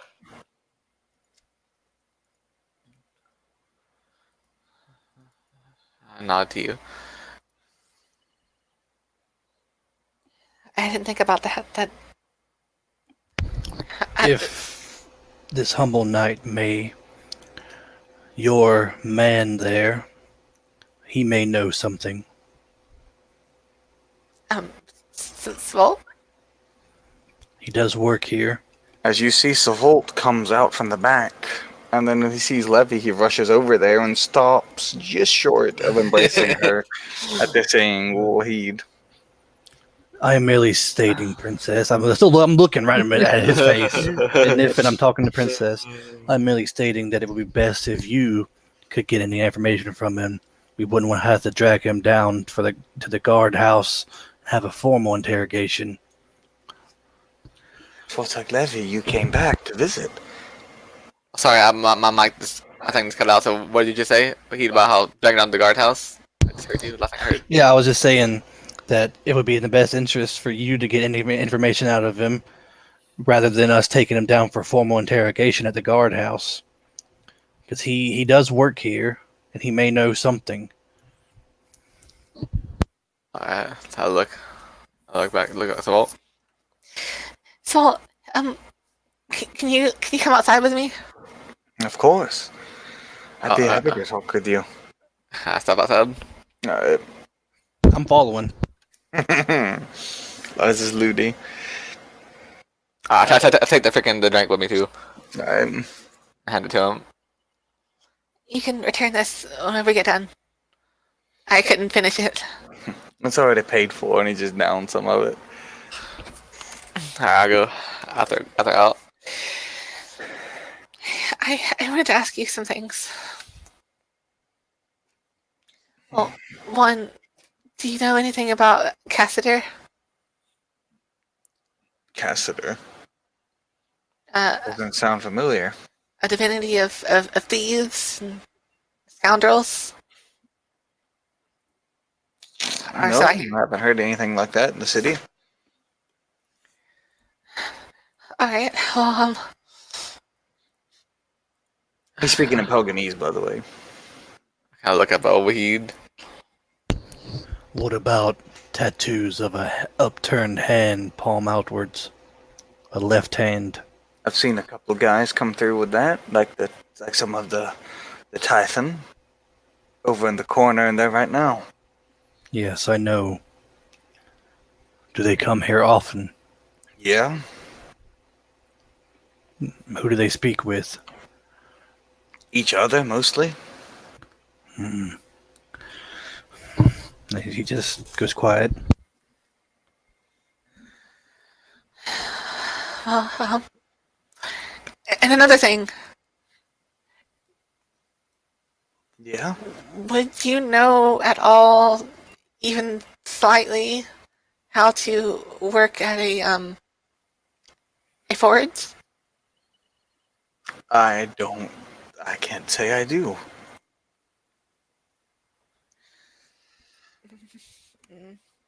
I look But I like could learn. contemplative. Like says that person was like, but I could learn if you want me to. Well, yes, if you can. Libby? Ugly. Yes. Well, I don't have a woman to fulfill the things that we talked about. I know a man would respect even though he's not of a human, would respect a hard labor, right? Your father? Yes. Even an ogre can earn its wage. Is there anything you think Savolt could do to keep your father happy? I don't know. My chores are, like I said, more fit for a woman. Well, your chores might go a little undone, but if he could help him around the shop or something, then that could make him happy, right? So they wouldn't be angry. So it's like, wait. Do you want me to do chores for her? And he kind of like walks over there to you. I look down. I'm not trying to use you, Salt, but I wanted to ask. No, listen. What does she need done?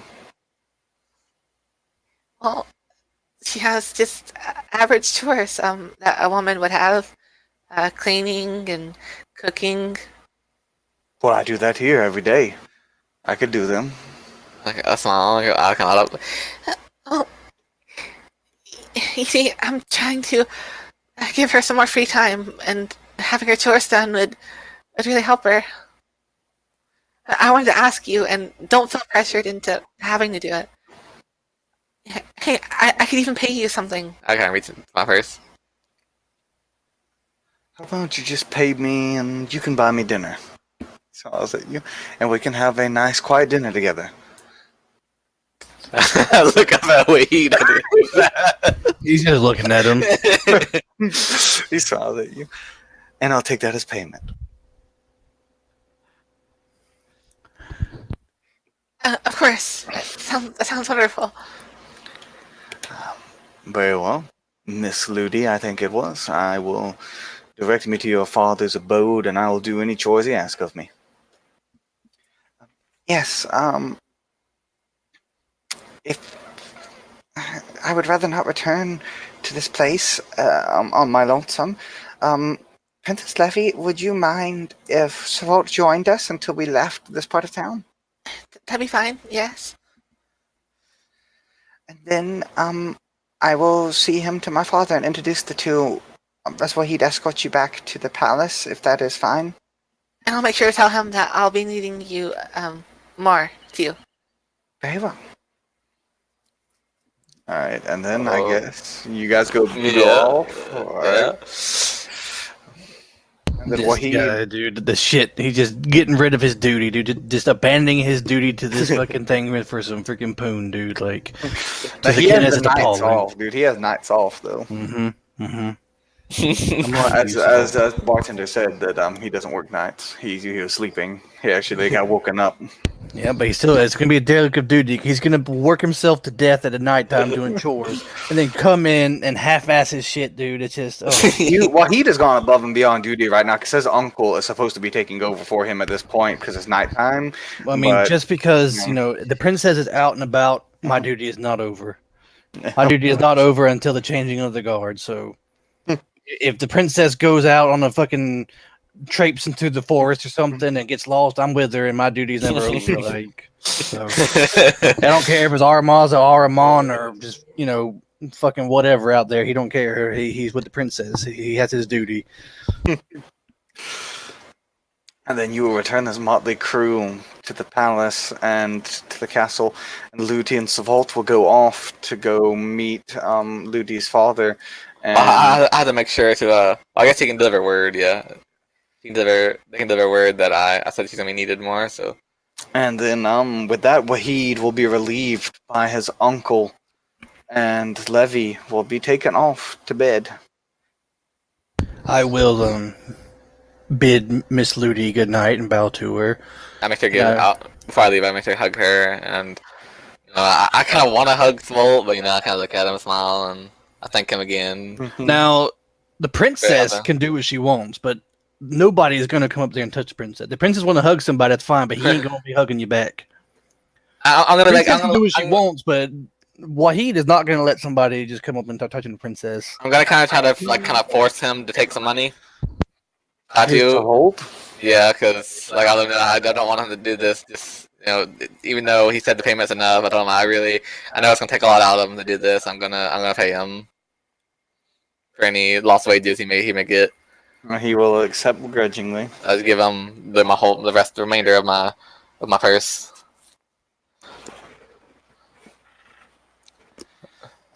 And then with that, unless anyone has any clandestine affairs I need going to on in the go nighttime, to the captain and do Alright. my formal statement and tell him about the tavern and the satyr whose name I fucking forgot because I didn't write it down. Geox, I think. Yep, Geox. Geox. I'm gonna be heading to bed. As I don't believe unless something happens before then, 'cause I don't think I have any more pressing matters. Alright, and as the report is filed, I also let him know that could be a temple of Cassador. The Typhons with his marker there, and this Geox fellow, slipped out. He could have been the thief. So did they you need to- tell Captain Ladlum or do you tell Wodum? Wodum is an officer, but he's not like the commander of the guard. Wodum is in charge of the investigation, Yeah. right? So I give him my statement, and I tell him about my my findings and my suspicions to help his Alright, he investigation. responds very well to this and thanks you profusely.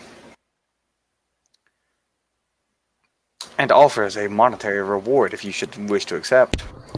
No, no reward is needed. I was just fulfilling my duty. Alright, and with that, we will move on to day 4. As Kavagathel shifts through the giant clock that is the throne of divinities, and the days tick by, and now comes to the day of soil. And early in that morning, I also tell Woodlam about, the 12th day and how, they're going to be striking and shit. So we need to, up the guards, or my recommendation to increase guard patrol and stuff like that on the 12th day and just be more alert.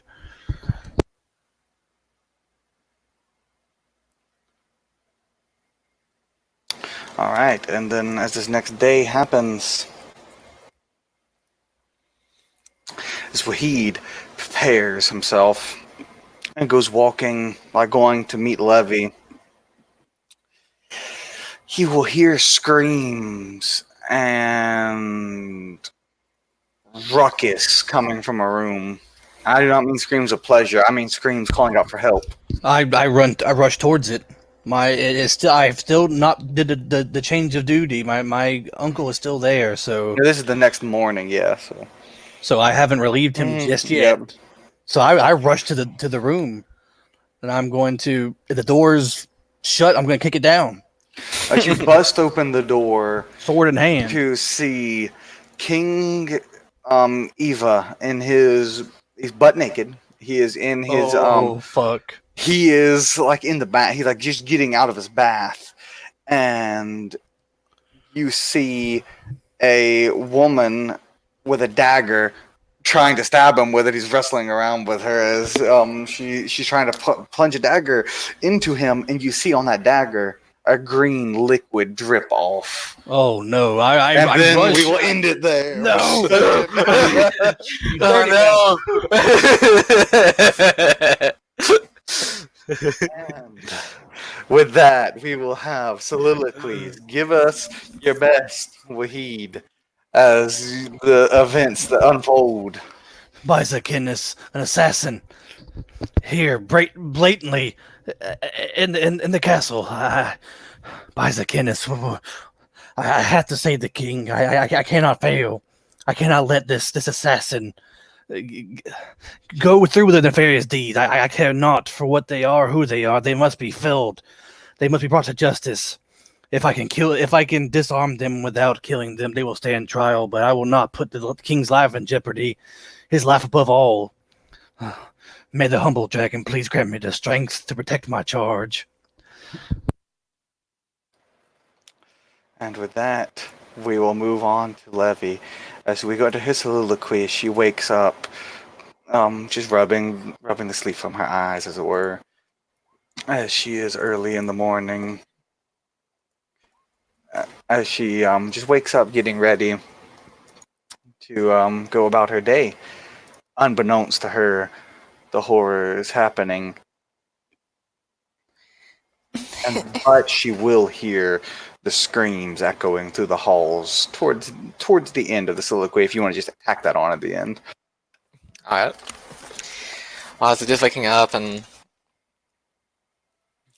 trying to get to my senses and get awoken, and I didn't get to properly practice my singing the other day, so I'd like to do that sometime shortly, and then in this morning. But for now, I'll be thinking to myself,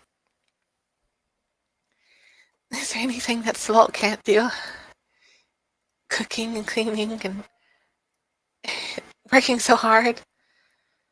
How could that ever be wrong for me to want someone like that? I don't understand. But Father asked me to steer clear of things like that and steer clear of being together with anyone. Honestly, out of all the things that my father does, that's the one thing I don't really seem to understand. even given the time that he's been saying it throughout all these cycles, I still don't understand. But I respect him and I love him. And my father is the greatest man in Gambit. So I'll continue to live the way he wants me to live. And I hope that can be enough. And around this time, I'd be hearing the noises, the screams. What do they sound like from this distance? You'll hear just muffled voices, like very like raised voices. You could easily mistake it for an argument happening or something like that. You don't hear anything else besides just like kind of like a faded muffle, like someone like far down the hall, maybe like down 2 halls even, just like screaming at the top of their lungs, but you don't know what they're saying. They do sound in distress though. Oh no, it sounds like Mikhail is getting into another fighter argument with father.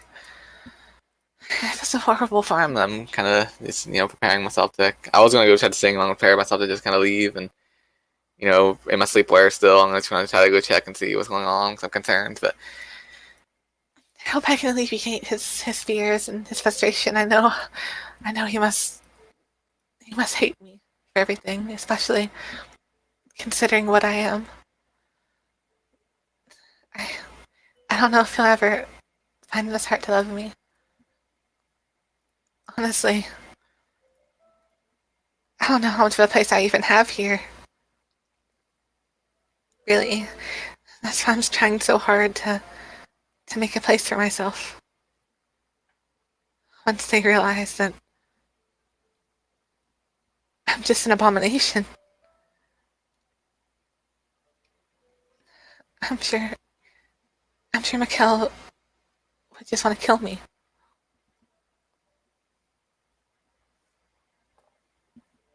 and that's that.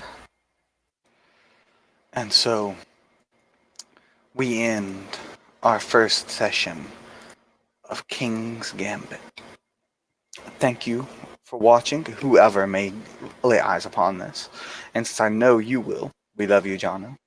And thank you for forcing us to record beautiful games, for we were too uncultured to do them before, so thank you for forcing us to do it. And if we do decide to upload this, then I thank you all for watching. I hope you all join us next time. Yep. Goodbye. Bye. Bye. In the broadcast.